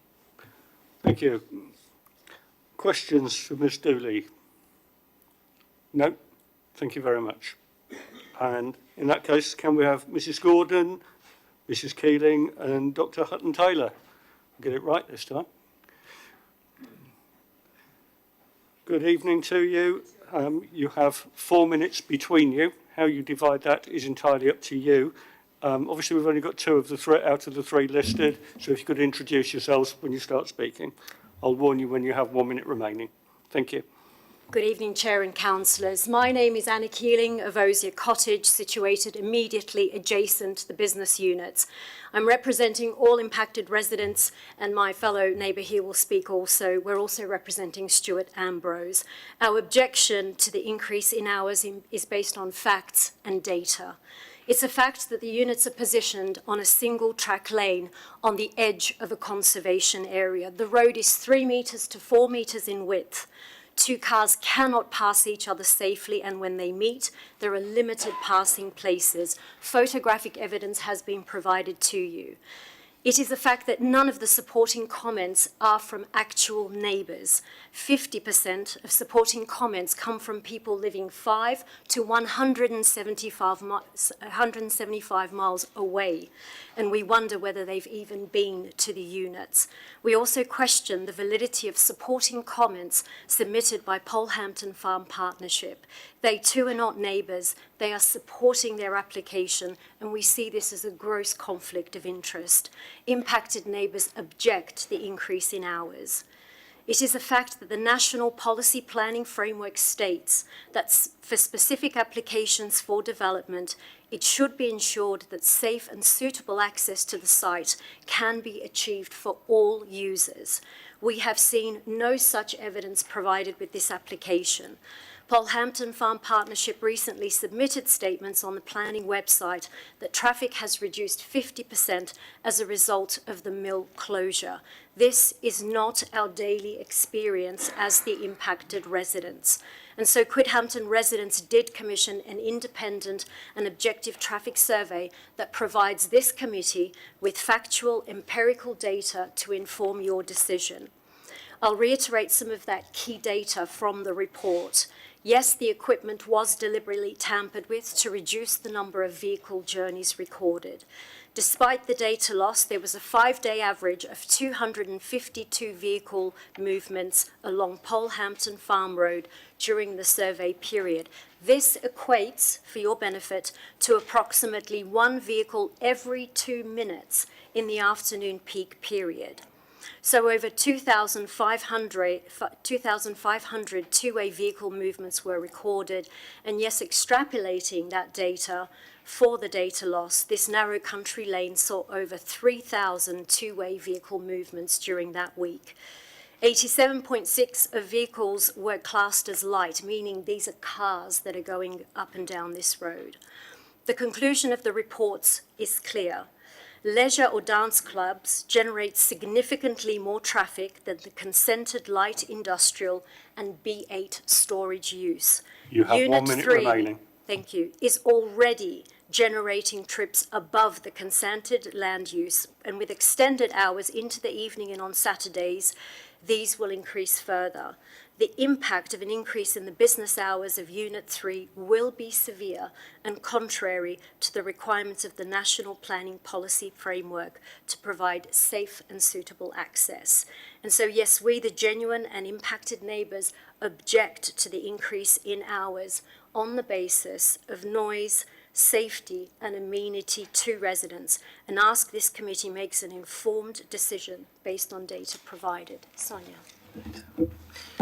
Sonia Hutton-Taylor from River Cottage. I don't have a lot to add to that, other than the fact that the likely increase of traffic is going to impact upon the residents significantly in the evenings and during the weekend, and also a loss of amenity to not just the residents, but to all the village, because people use Straight Lane as a circuit that goes around the village. It's a 3-kilometre circuit, and you get lots of runners and buggies and mobility scooters going along there, particularly in the evenings in the summer. Thank you. If you could turn the microphone off, please. Thank you. Questions to the speakers? No? Thank you very much. And if we could have Oliver Delwyn, Ms. Hannon and Mrs. Young, please.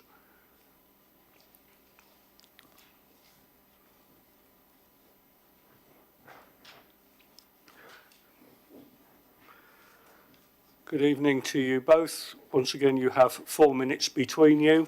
I'll warn you when you have 1 minute remaining, and as we are one person down, if you could introduce yourselves as you start. Thank you. Good evening, Chairman and Councillors. I'm Kay Young and I'm the Deputy Head Teacher of a local Basingstoke primary school. Focusing on the principle of development, the surrounding buildings are business units and the dance school makes a valuable contribution to the local economy. With a focus on highways, the patrons drive sensibly and slowly. Why would they otherwise when they have their most valuable possessions in their car, their children? Traffic is not excessive from the dance school and car sharing is encouraged and takes place. Why would it not with the rising cost of fuel? In terms of health, there is a huge benefit to the classes to locals. Marina's dance classes provide physical and ever more important psychological and mental health benefits to all ages, but in particular the younger people of today, which for, unfortunately, mental health issues are on the rise. It provides social interaction and is a safe place. The safeguarding of children is paramount. Marina trading at her studio is much safer than operating in a village or town hall where unchecked individuals can be present. The school provides a very diverse recreational facility for all age groups, abilities, preferences and genders from the ages of 1 to 81. We want this important focus on diversity and the protected characteristics to continue. There is evidence to prove that child obesity is on the rise. This is the largest group taught in the dance school and a price cannot be set on the benefits of exercise to young people for their long-term health. Hello, Councillors, Chairman. My name is Oliver Dallin. I am the agent. I'd just like to rattle through a few things if we may. First of all, there was an issue with regards to use, but in September 2020, the National Government policy confirmed the class of the property as Class E, and the Planning Officer has confirmed that the dance class falls within the Class E and has full permission to continue as it should. I understand that the Council should show viability and vitality of existing leisure community facilities, of which this is one. We can confirm there was an issue with regards to the early morning classes. This will not continue and we don't envisage having any classes before the permitted hours.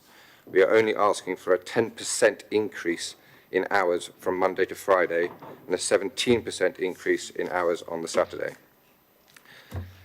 With regards to the highways, the Planning Officer report states that it is not considered that additional hours would result in any significant, I think that's important, significant impact to the highway safety. The traffic report that was mentioned said, confirms, and it is there for you to read, that the average speed of the vehicles going past is 22 miles an hour. That is not very quick. You have 1 minute remaining. Thank you. The use of the road is only 10% of the highway capacity at any one time. That is very low. And the maximum peak cars is 34 cars per hour, 1 every 2 minutes. I would say that is not a lot.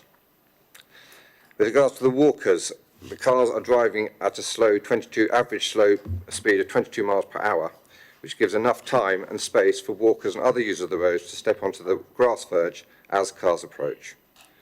With regards to the noise, we have had an acoustic assessment to demonstrate that there are no adverse impacts to the nearest properties, some 68 metres away. He said that it would equal a noise of 23 decibels, which is about the sound of rustling leaves.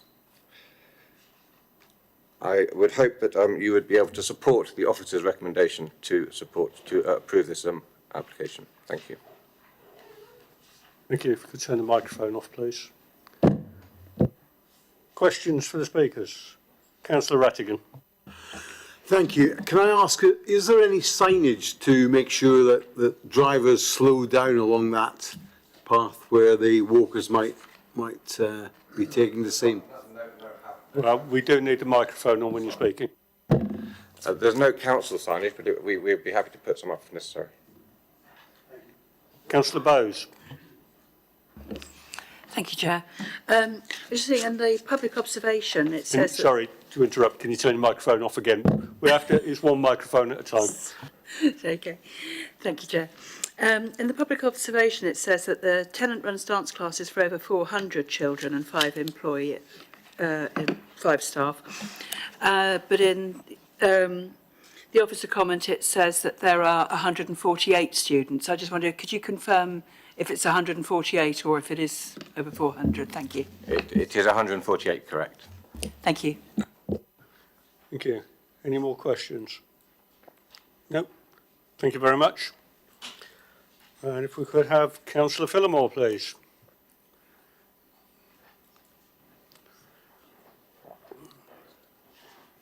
Good evening once again, Councillor Phillimore. You have 4 minutes. I'll warn you when you have 1 minute remaining. Good evening, Chairman and members again. Once again, as a ward councillor, I am supportive of objections made by neighbouring residents and the Overton Parish Council. The basis for the objections are the increased traffic movements and the effect of noise and amenity to nearby neighbours. The site itself has a history of ignorance of planning enforcement by this applicant.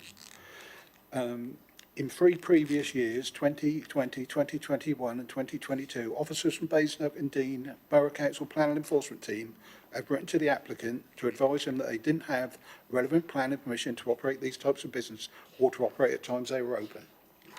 Certainly in 2021 and 2022, enforcement officers wrote to both the landlord and the tenant requiring them to desist, which they ignored.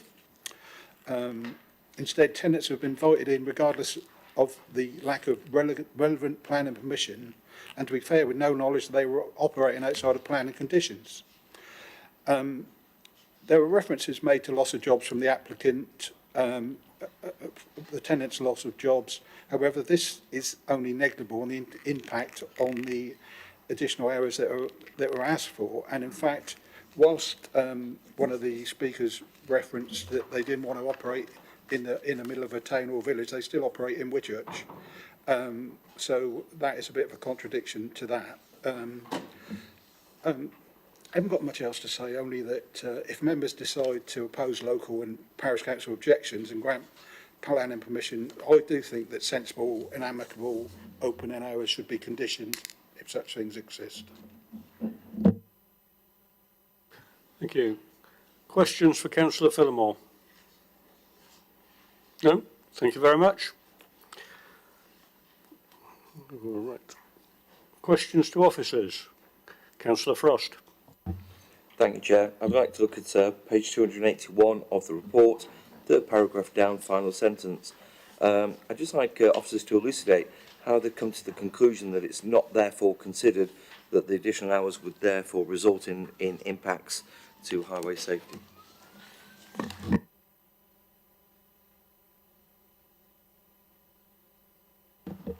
Any more questions for officers? Sorry. So the assessment in this instance has been undertaken by officers looking at when those particular hours are. So the hours, for example, on the evenings, Monday to Fridays, are in that sort of quieter time of the day where you would get less vehicles on the road. It is only for a very small period. It's not in that peak operating period, for example, with the rest of the estate. So therefore, it was concluded on that basis. And similarly with the weekends, that we didn't have the evidence that there would be a severe impact. Councillor Freeman, followed by Councillor Tomlin.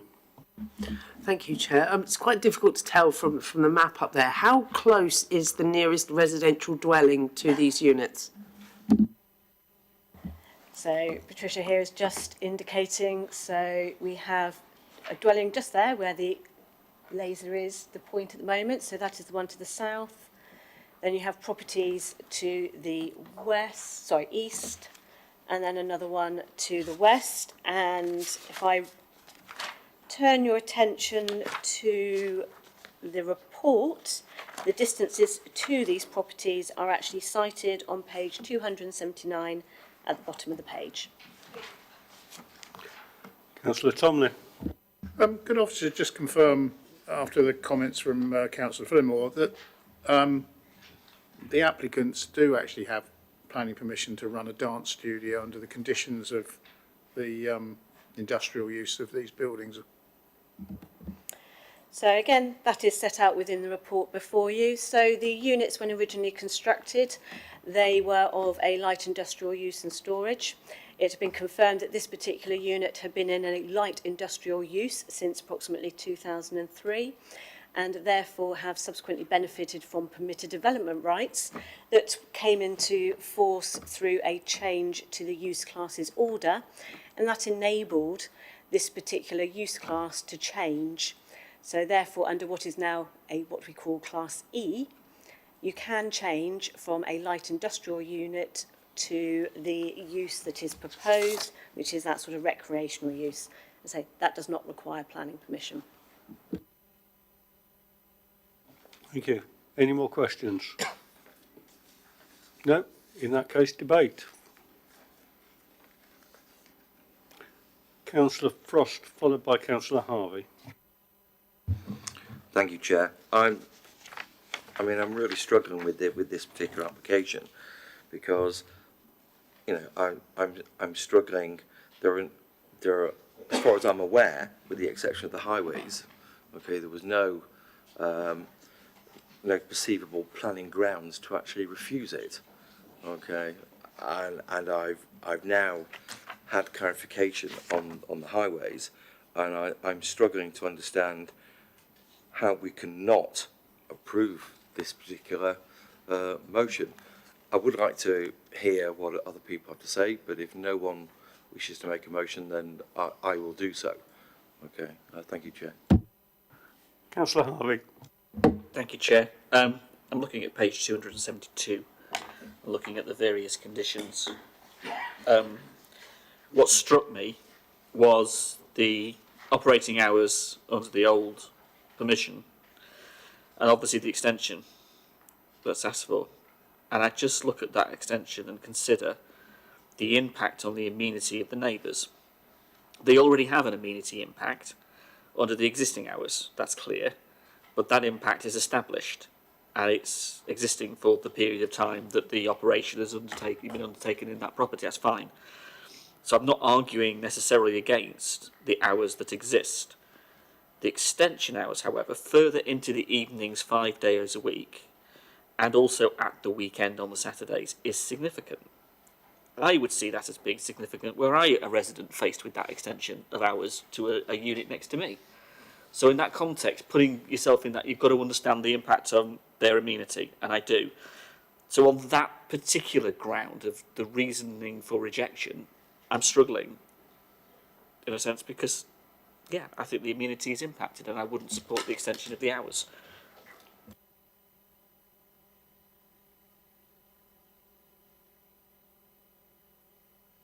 Sorry, Councillor Hussey. Wish to just carry on with following Councillor Harvey. We're talking about extending the hours, and therefore any extra traffic generation is into almost like the twilight part of the day, and therefore the impact, and how many students would you get in that 1 hour, 15 minutes? The number of cars would be minimal. So I don't see that a traffic impact of any kind at all that's hardly measurable. So I don't believe there'd be any effect on the local amenities during the week. Because we haven't got official traffic volumes and impact assessment from a source which we can take for granted, I don't wish to minimise the impact of the works being done by residents. But Saturday afternoon is the only time when perhaps there will be incremental volume of traffic during an already a period which would have a considerable volume of traffic. but I don't know what that considerable volume is. If it's only one every 2 minutes, this is hardly going to add anything to it at all. So I don't believe that the traffic impact is significant, and really just supporting what the officer presenting the report has already told us. I don't see anything in the report, and please correct me if I'm wrong, about complaints about noise. So I see no grounds for refusing this application. Thank you. Any more hands up for speaking? Councillor Rattigan, followed by Councillor McCormick. Thank you, Chair. Having studied it and having a dance school in the middle of Kingsley, which the Cabinet were kind enough to try and help last night, I've looked at this. The reasons for approval seem in line with what we would hope to do for the rural economy. I think the distance between the application site and the nearest neighbours is quite substantive, and we all know that businesses should be growing, thriving things, and I think it's well laid out within this that we should be able to approve it, and I'm happy to second Councillor Frost's decision to move the application forward. Thank you, Councillor Rattigan. Councillor Frost did not actually move the recommendation, so Councillor Frost. I'm happy to do so. Thank Okay, you. So I moved by the officer Councillor recommendation. Frost, and I assume seconded by Councillor Rattigan, so thank you. Anybody else wish to speak? No? Sorry. I'll waive my right to speak. Okay. There's a motion on the table. Thank you. Moved and seconded for approval. Those in favour? Yeah. 1, 2, 3, 4, 5, 6, 7, 8. Yeah, that's everybody. Was it except Paul? And yeah. And those against? 1. And no abstentions in that case. That is approved. Officer, to confirm, please. I will confirm that that application has been moved for permission, and that is subject to the conditions listed within the agenda. Thank you. Thank you. Right.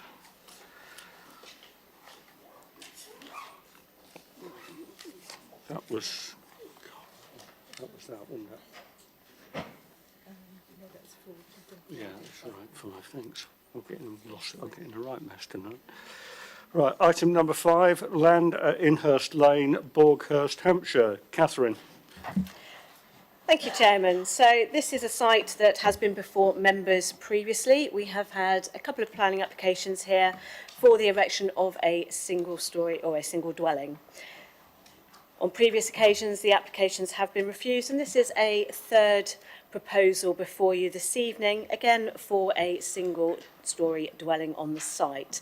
And again, on this instance, there is a reduced site area to that which has been considered previously.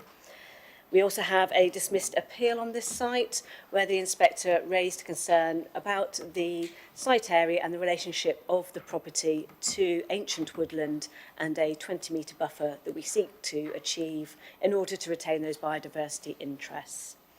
The application before you this evening is again recommended for refusal as set out within the agenda, and there's no update. Many thanks. Thank you, Catherine. If we could have our first speaker, which is Mrs. Richardson, please. She's not coming. Okay, in that case, Mr. Cotterill. Good evening, Mr. Cotterill. You have 4 minutes. I'll warn you when you have 1 minute remaining. Good evening, Chair. Firstly, before I get into my actual speech, what you've just heard there from the officers, this isn't alongside an adjacent ancient woodland. It's actually just called Heathrow Copse, so it's just classed as a woodland. It's not an ancient woodland. All right. As you've just heard, obviously, this application is up for refusal at this moment in time, which I think is the wrong decision. This application is for a small-scale, single-storey bungalow constructed with materials that are rural in nature, which will allow this bungalow to set within this rural area. The first reason regarding the landscape harm is obviously something that I clearly don't understand. When there are 3 dwellings on the opposite side of the road and a further 11 dwellings all within around 200 metres of the site, that makes a total of 14 dwellings in close proximity. Add to the mix several large equestrian and agricultural buildings, I really can't see how this single-storey bungalow will cause such a harm to this area. It would appear that the officers have relied upon the inspector's decision. That decision was actually for a chalet-style bungalow, which had a ridge height of over 7 metres and a footprint of over 200 square metres. Compare that to this application. The ridge height is now 4.8 metres and has a footprint of 140 square metres. That's a massive reduction. Therefore, based on that, I believe that there is no harm to the landscape in this area, specifically or sufficiently to warrant a refusal, especially at this time, which I'm sure you all know what I'm referring to. Turning to the second reason for refusal, which is in regards to the buffer zones for biodiversity. The officer and the biodiversity team have all stated that there was insufficient information submitted with regards to buffers. However, from the site plans, you will see that buffers have been provided on all sides of the site, and these have been assessed by the specialists in the submitted reports. These buffers all measure between 10 and 12 metres, which I believe is acceptable. Now, I'm going to ask you just to refer back to item number 1 on tonight's agenda, and specifically page 130, where it says, for the approved outline scheme for the 42 houses, there's a paragraph in there that says, the illustrative master plan shows how the features of the site which have the greatest ecological value would be retained within the proposed green infrastructure, together with appropriate green buffer zones in compliance with the standards set out in the Council's Landscape Biodiversity and Trees SPD. These buffers include the ancient woodland of 21 buffer of 21 metres, the southern hedge buffer of 5 metres, and the eastern young woodland buffer of 10 metres. The Council's biodiversity officer did not raise an objection to that proposal, subject to the above buffers being conditioned. Now make of that what you will, and I'm sure the officers are now all thinking all planning applications should be assessed on their own merits and all that, but for me, that clearly says that a 10-metre buffer is acceptable. Further to that, the submitted reports for you have 1 minute remaining. For the biodiversity reports that have been submitted and the net gains, this scheme provides 14.79% net gain plus an additional 0.67 hedgerow units. And in the opinion of the professionals, this single-storey bungalow will not have any impact on the trees or the surrounding biodiversity. And I therefore ask you to please assess this application on its benefits and please approve the application accordingly. Thank you. Thank you. Questions for Mr. Cotterill? No? Thank you very much. Questions to officers? Councillor Rattigan. Thank you, Chair. It's about the buffers. Obviously, ancient woodland is more needing of protection than normal woodland. Can you confirm, is this ancient woodland or is this just woodland? And as the agent has referred to the site at Bishop's Green, which was ancient woodland from memory, is there a differentiation? So firstly, I would correct members, I believe it is not ancient woodland, it is just woodland. And then in regards to the weight that we afford to that, in terms of woodland versus ancient woodland, again, all woodland is has that value to the natural environment, and I would draw members' attention to the report where we're looking at, for example, pages 303, which sets out that relationship and the consideration that has been given to this particular woodland, drawing reference to our SPD and also to the findings of the inspector, where 1, 2, 3, 4, 5. So the 5th paragraph down towards the end of that paragraph, where it was where the inspector found that there was not sufficient evidence to justify the incursion into the 20-metre buffer, having regards to the possible impacts on ecology of the woodland.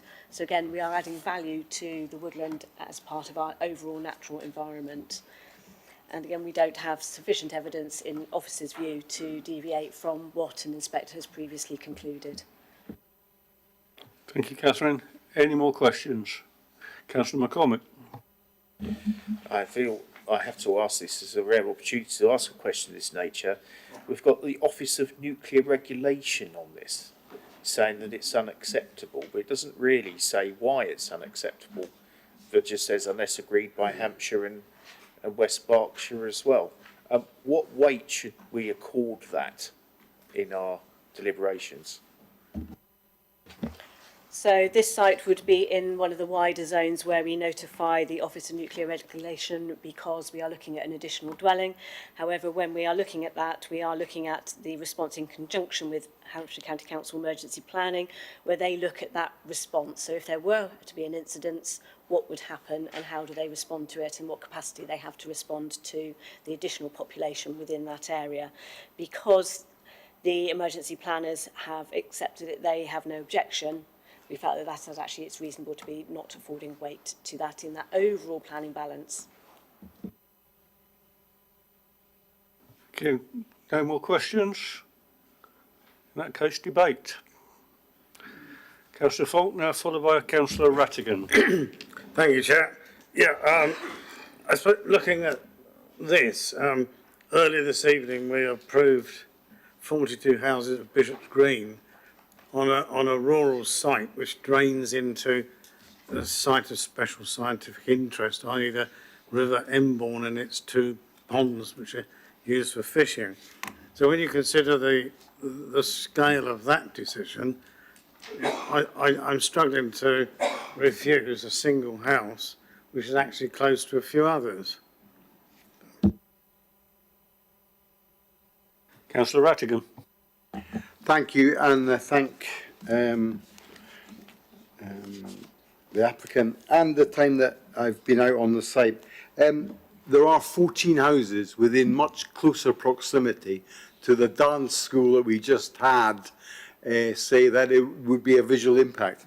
This is for a bungalow. Let's just be honest about it.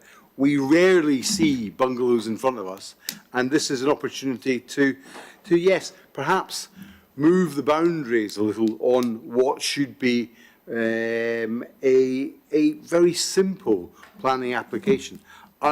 In many ways, this is the right sort of thing that we should be bringing forward. Yes, of course, woodland is important, but the impact of a single house when there are 14 around it, I do believe is not so impactful that it would harm the countryside. And the visual impact, if you stand on the site of seeing these other houses, is the character is already blighted if you don't like dwellings. But I think a natural home there would be a bungalow. And the reality is that we do need to have houses. I don't like the fact that West Berkshire have a say in our planning world, the emergency planners. I think we need to change that, and I make that point every time I have an opportunity to do so. So, although there are the reasons for refusal are set out here, I believe they are subjective, and therefore I would be happy to see this move through. I hope that the debate will pull those reasons out more fully. Councillor Rattigan, can I just clarify, are you moving it? I am moving acceptance of this application and to overturn the officer's recommendation on the basis that they are subjective and the urbanisation has not happened because it is a site that already has dwellings within close proximity. Thank you. Councillor Frost.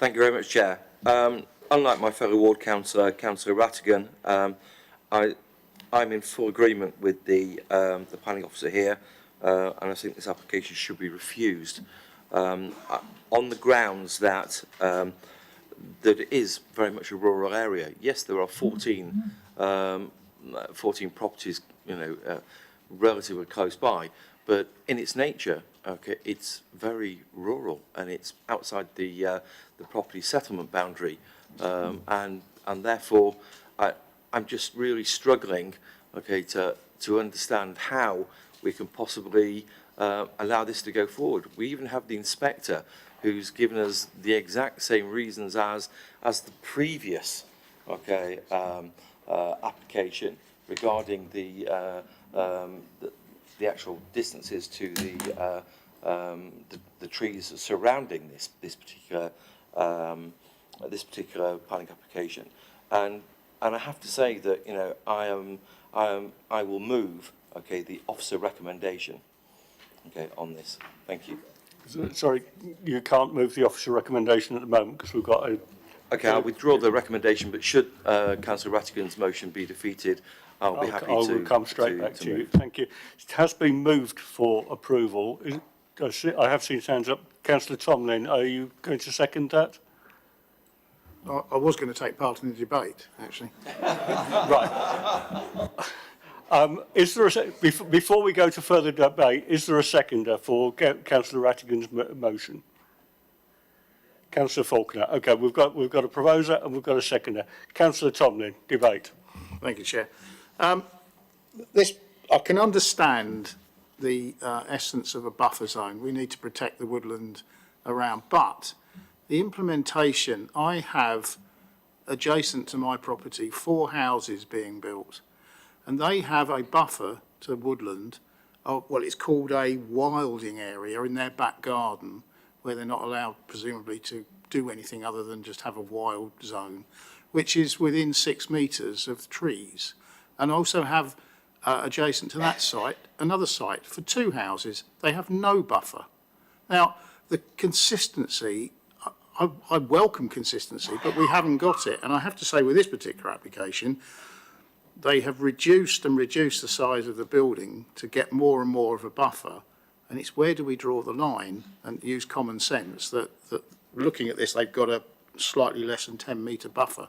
And I'm sure that could be conditioned. So let's wait for the vote. Thank you. Any more people wish to speak on it? Councillor McCormick. Yeah, I'm in two minds about this one, to be honest. I mean, I'm inclined to vote with the motion in front of us tonight, but this 20-metre buffer that the inspector upheld and is still an issue, that kind of sticks in the craw a bit for me.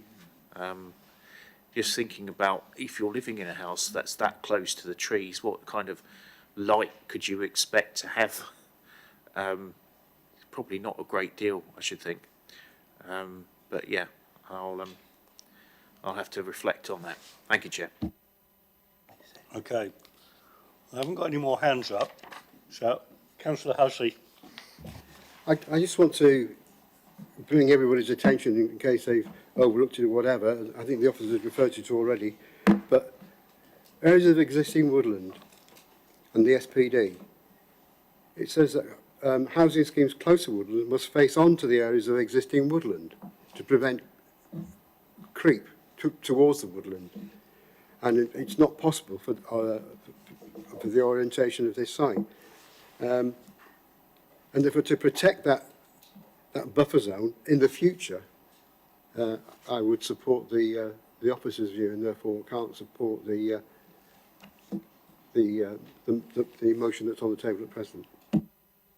Thank you, Councillor Hussey. Been moved and seconded for approval. With the reasons given, those in favour of approval? 3. And those against? Yeah. 1, 2, 3, 4, 5. 1, 2, 3, 4, 5, 6, 7, 8, 9. I'm making 9. And were there any abstentions? 1. Thank you. That is refused. Or sorry, not approved. Thank you. Excuse me, Chair, the motion was lost. The motion is lost, and Councillor Frost, I said I would come straight back to you. Thank you very much, Chair. Just for the record, I would like it known that I voted against the houses, okay, in item 1. Okay, I fully support the officer paper, and I move that the application be refused on the grounds stated in the paper. Thank you. Thank you. Could I have a seconder, please? Councillor McCormick. Moved and seconded for refusal. Those in favour of refusal? 1, 2, 3, 4, 5, 6, 7, 8. I make that. And those against refusal? 2. And abstentions? 1. 2. Sorry, I missed that one. Thank you. That is refused. Thank you, Chair, and just to confirm that that application has been refused as per the reasons set out within the agenda. Thank you. Right. Item number 6, Nunnery House, Tunworth Road, Maple Durwell. Patricia. Thank you, Chair. This is a technical detailed consent application relating to the design, access, landscape services and scale of the barn in accordance with permission in principle reference 20/0009/PIP for the conversion of agricultural building to one number dwelling. There is an update on the papers. Biodiversity officer comments have been received and there is no objection, and there is a small summary there from the officer. The flood risk assessment has been commissioned, that's required as for the recommendation. Members viewed the site on Friday the 3rd of March, noting the setting and the public right of way. There is some additional amendments to the report in relation to conditions. Condition 1, one of the plan numbers the location plan has reference B missing from it, so that's a minor amendment to add that to the plan. Condition 5 could be tightened up to make reference to Tunworth Lane being the front of the house, because in the future it could be debated which is the front and which is the rear. And condition 17, again, which is removing the ability to put new vehicular or pedestrian accesses, again to make that clear that that's on Tunworth Road, so tightening up that one. And officers would recommend an additional condition to control external lighting, and also an informative to say that the development is required to comply with the control of asbestos regulations, which isn't controlled by the planning department, so it can't be a condition, but we're just drawing their attention to it as the environmental health officer had drawn our attention to the existing roof that's likely to have asbestos. Thank you, Patricia. And now if we could have our first speaker, please, which is Mr. Cubitt.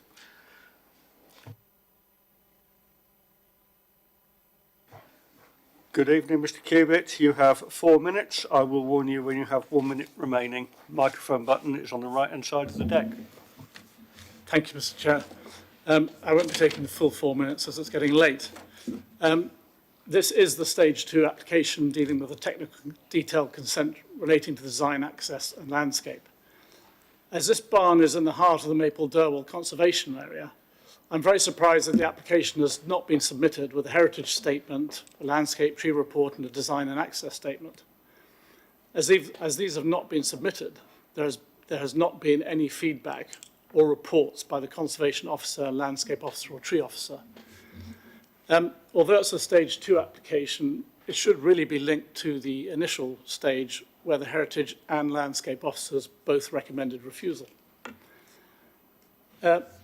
From the site visit, it was obvious that the proposed new parking area is on the wrong side of the barn, i.e. the south-facing, and immediately in front of neighbouring properties on Tunworth Road, which will result in undue loss of privacy and undue overlooking and have an overbearing impact on neighbouring properties, and therefore breaching policy EM10 and section 11 of the MPPF. Furthermore, the proposed new drive runs down the narrow side of the barn, next to the neighbour's trees belonging to Manor Farm, which is a listed building. We're very concerned that the neighbour's trees will be severely compromised by the proposed new drive. We support this application in the main, providing that the parking and access remain on the north side of the barn and there are no windows on the south wall. Thank you for listening. Thank you. Questions for Mr. Cubitt? No, thank you very much. Councillor Cubitt.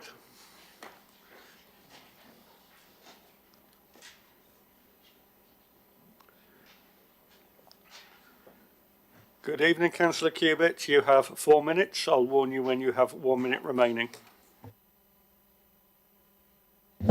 Good evening, Mr. Chairman. Good evening, members. This planning application at PIP was rejected by our officers as being harmful to the character and appearance of the conservation area. But as you know from the papers, it was approved at appeal. The inspector confirmed that he was only considering the scope that he is permitted to consider as a PIP, which is location, land use and amount of development. So that was the first stage, which established that the site met those three criteria. What it did not meet, or he didn't consider, was the design. And we are now here to discuss the second stage, which is the technical details consent. Now, this should really be considered in light of the other. It's a bit of a nonsense for them to be treated in isolation. And the inspector said in paragraph 12 of his appeal that light pollution should be controllable at the next stage when the windows are designed. And that dark skies and views, as per para 185 of MPPF, is important. Now, what is important for you to note is that the applicant stated or appellant in their full statement of case on page 5 of para 3, that in light of the comments received, it is worth mentioning that any glazing required to fulfill the requirements will be placed on the north and the west facade, leaving the east elevation exactly as it stands today, therefore withdrawing any visual change to the Manor Farmhouse, the listed building, to view. Furthermore, on page 9, the appellant, i.e. the applicant, said to the inspector at appeal, to support our case and positive ways in which to work with the natural environment and not against it, the following would be adhered to in the full application. Design styling was not indicated at this stage, but would seek to keep the east and south walls, which face neighbouring properties, the same as the current fixation by not installing any glazed components on these facades, helping to minimise any visual differences between the existing and proposed. So the point is that the appellant promised in their submission to the appeal inspector that they would adhere to the comments by residents and they would not put any windows on the south wall or the east wall, because the south faces and it's very high up for those that didn't visit, and the east faces the listed building. So what I would ask you members is, in view of the PIP and the fact that it only concerns location, use and amount of development, is I would like you to consider the statements of the inspector that the applicant stated in its full statement that they would not put windows on the south or the east, and that the inspector says in para 6 that the form of the building would be simple and elevational treatments could be designed sympathetically at the next stage. You have 1 minute remaining. So we accept that the barn is to be a house, and we have no problem with that.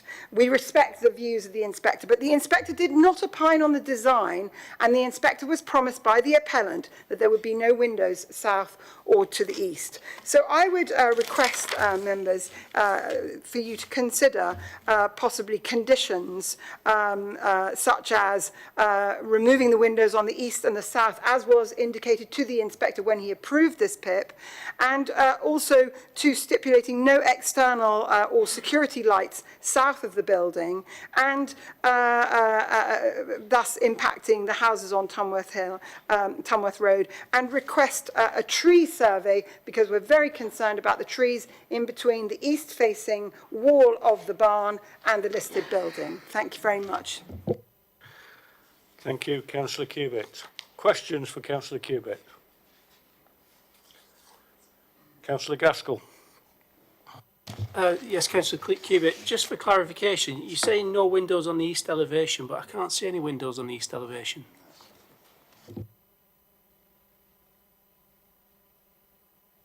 Sorry. On page No, 337. you're right, there isn't, but there are on the south. And the appellant said that they would put no windows, no glazing on either the east or the south. Thank you. Any more questions for Councillor Cubitt? No? Thank you very much. Questions to officers? Councillor Godison. Thank you, Chair. I just wanted to ask the officers, in view of the fact that the car parking and the front door and the two upstairs windows are on the south side, facing straight across the Sunworth Road, and are more or less level with the upstairs bedroom windows of the houses on the other side of the road. In view of the fact that it was a very reasonable alternative, i.e. putting the car parking on the front door on the other side, does the planning department not consider that that constitutes a perfectly acceptable and reasonable planning reasoning for refusing? Thank you. Well, the officers have made the recommendation that they've considered it to be acceptable, that the activity associated with a single dwelling and the amount of traffic that would be generated by a single dwelling in relation to the existing use, which the inspector also said is agricultural and could cause some disturbance, and on balance, considering the plans that the applicant put forward, the officers have considered that the scheme is acceptable. So we haven't considered it a reason for refusal, but that's open to you to consider it and to put the balance and weight on your debate. If I may just have a supplementary, I'm not interested in traffic or traffic generation. I'm merely making my comments on the basis that on item 3, where you say there's no undue loss of privacy or undue overlooking, overshadowing, overbearing impacts to existing or neighbouring properties. I would have thought the location, after dark falls, the headlights of cars and car doors slamming everything will be extremely difficult for the people living opposite to put up with, and that definitely constitutes a loss of privacy and overbearing impact, surely. Well, the officers have evaluated that, and as you say, it is a subjective an opinion, and our opinion is that given the distances between the two the existing and the proposed property, it's a single dwelling. The level of activity for having a dwelling in that location was found to be acceptable by the inspector. The activity that can be reasonably expected to take place, officers consider that it's acceptable, but as I said, that it's for you to consider and debate whether you consider this plan to be acceptable or whether you would prefer an alternative. But that officers have considered what the applicants have provided as an acceptable level of activity associated with a single dwelling in an area with other dwellings and the separation distances. With your indulgence, Chairman, can I ask one other very short question? Did the planning department at any stage consider or suggest to the applicant that he might put the car parking on the front door on the other side of the building? Not that I know of. I wasn't the case officer. The officer has considered it as it's been submitted, so make of that what you would, but I haven't seen that was suggested as an amendment, no, but I can't confirm. Councillor Harvey. Thank you, Chair. 2 questions, please. In terms of the conservation area point and lacking a heritage on landscape report, where do we stand on that point? And my second question is, if the committee was minded to approve the application, where do we stand if we wanted, for argument's sake, to condition east-south windows not being there, no external security lights and a tree survey? Is that actually conditionable, or would it require the committee to refuse the application such that those matters could be taken up with the applicant, given the applicant's commitment to a number of those during and the appeal inspector's consideration? Because obviously he did the appeal, he approved the PIP. Therein commitments were made by the applicant that haven't been honoured in the application that's now before us. If we go backwards on the easy ones, lights, external lighting, very easy to condition. Tree survey, if the roots of those trees are not on their land, it would have to be sort of get access, but not beyond the realms of possibility, I imagine, for an experienced tree arboriculturalist to do it, even if they couldn't get access. That would then indicate how much would have to be removed to get the access, so a condition could be placed on there, but I would suggest you would want to know that.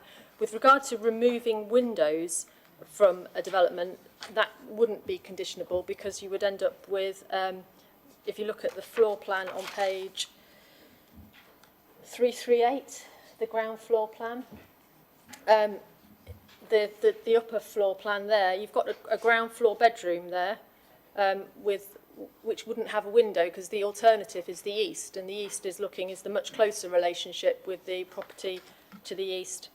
There is a possibility of removing a small high-level lounge window, but not having any windows on that elevation would be a significant change. It's not like saying a bathroom window would need to be obscure glazed, and obscure glazing doesn't address the issue that's being discussed about the light coming out of those windows, those openings. So I don't think you could put a condition on in relation to removing windows. It's a different form of development that would make at least one room unusable. It would be a large cupboard. The other aspect that you asked was about, oh crikey, remembering that, heritage. The heritage, we've had comments from, and they're reported on page 315. We've had comments from Hampshire Archaeology, Hampshire Highways, Natural England, Landscapes, Environmental Health and Biodiversity. The scheme is a conversion, so there's no new build related. The officers that have, and the professional officers that have considered it, have considered they're acceptable, subject to conditions. The conditions, the reasons for officers refusing the first application, which if I just go to, were not on, the reason one was it would be harmful to the character and appearance of this part of the Mapledower Conservation Area by the domestication of the character of this part of the conservation area, resulting from the creation of a new dwelling in this location, together with the accretion of domestic paraphernalia and structures eroding the rural character of the Mapledower Conservation Area.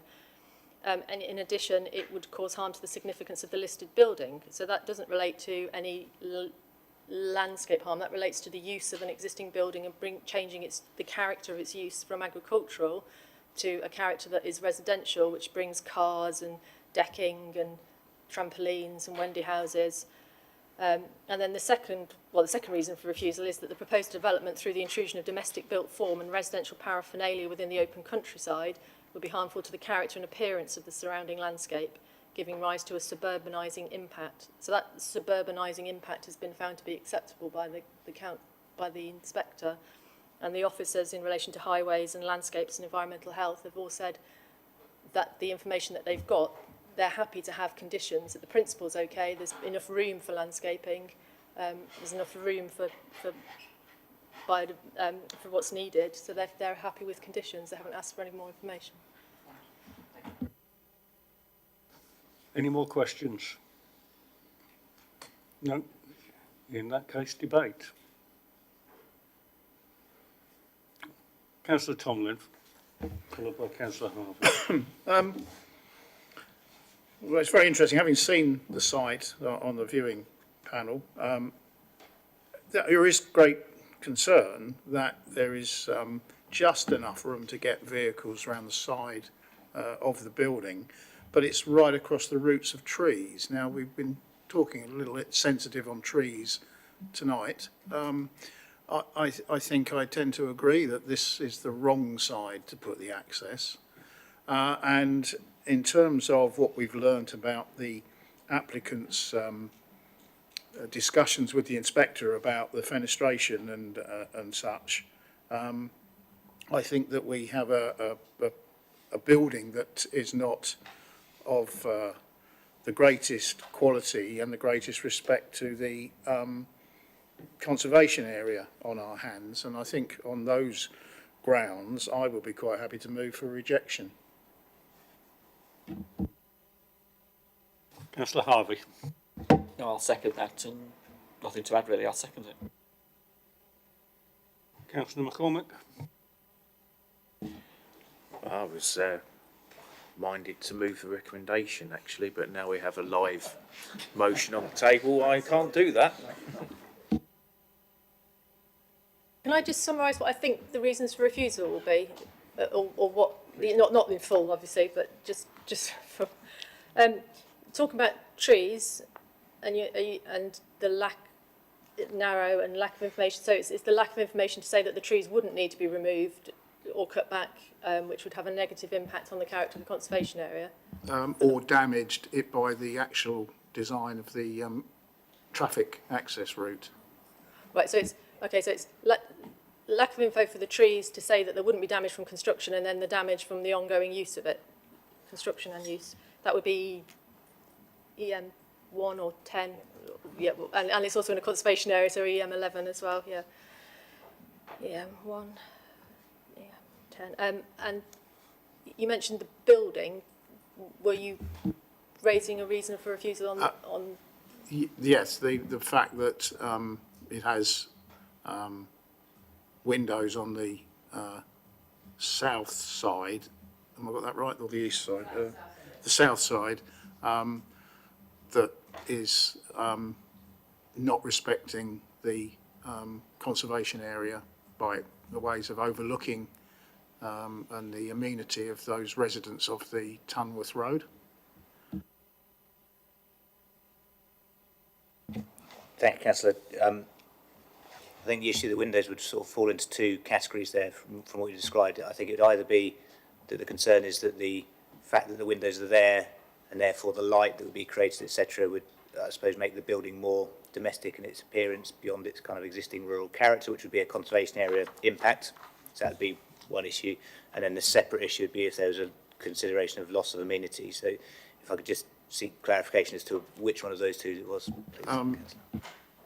Well, one is a consequence of the other. One affects the area and the other affects the people, if you like, of the area. So both, really, yeah. So in summary, there'd be three reasons for refusal. There'd be the impact of the drive, unknown at this point because there's no survey, and then the impact of the construction and use. There's the impact on the conservation area from the illumination of the windows on the south elevation and the increase in domestication that's a result of that over and above the use of the plot could be designed out, is what you're saying. And then the third is, again, going back to the illumination and the windows, has a negative impact on the character and appearance, doesn't preserve or enhance the character and appearance of the conservation area because, again, it's increasing the domestication and the impact of the domestication over that which can be accommodated to put a dwelling on there, is that sort of thing, yeah. Yeah, I'm happy with that. Thank you. Right. Moved and seconded for refusal. Those in favour of refusal?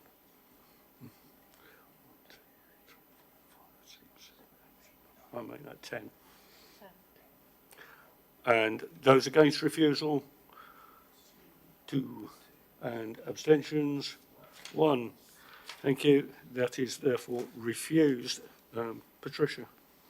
I can confirm that the technical detail consent has been refused for the 3 reasons that we just previously discussed.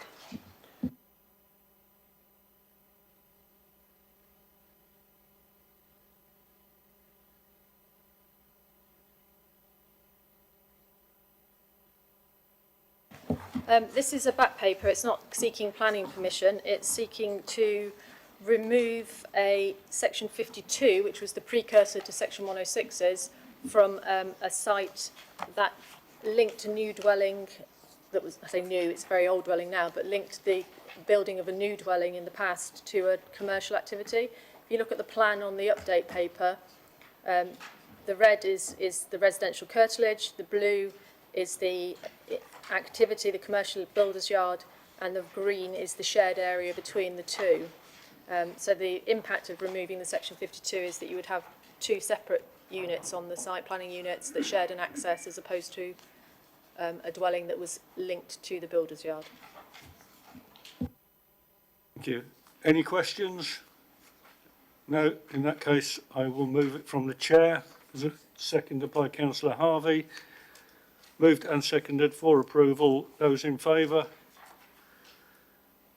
Yeah, that's everybody. Thank you. I think.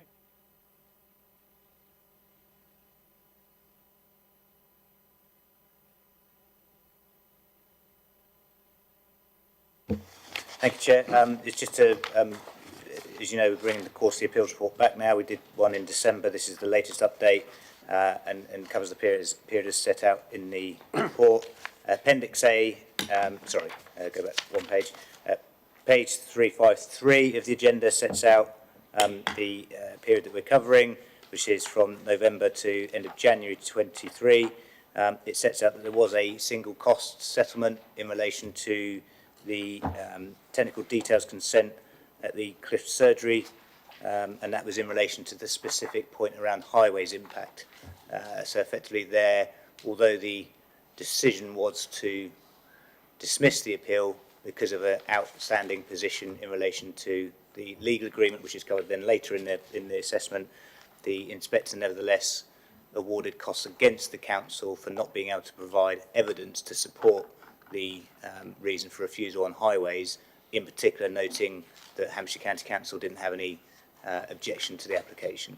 So it's just, I suppose, a reminder that that is a potentially likely outcome in those scenarios, should that be relevant in the future.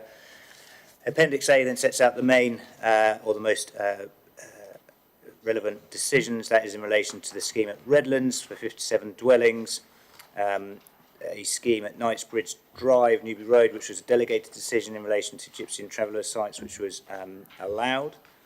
The decision for Oakdown Farm, which, as members will be aware, was dismissed. And then equally, the decision for 26 units at land west of Andover Road in Highclere, again, that was dismissed. So setting out those in particular detail. Appendix B then has the remainder of the appeal decisions received in that period. Just then to close in relation to performance, paragraph 1.6 sets out that in the year of 1st of April through to 31st of January to date, 10 out of the 38 appeals had been allowed.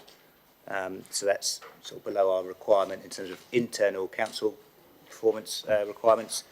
But just remind members of the government requirements for quality of decision making, where, as you know, there's an issue in relation to major applications from the previous monitoring period, which is now concluded.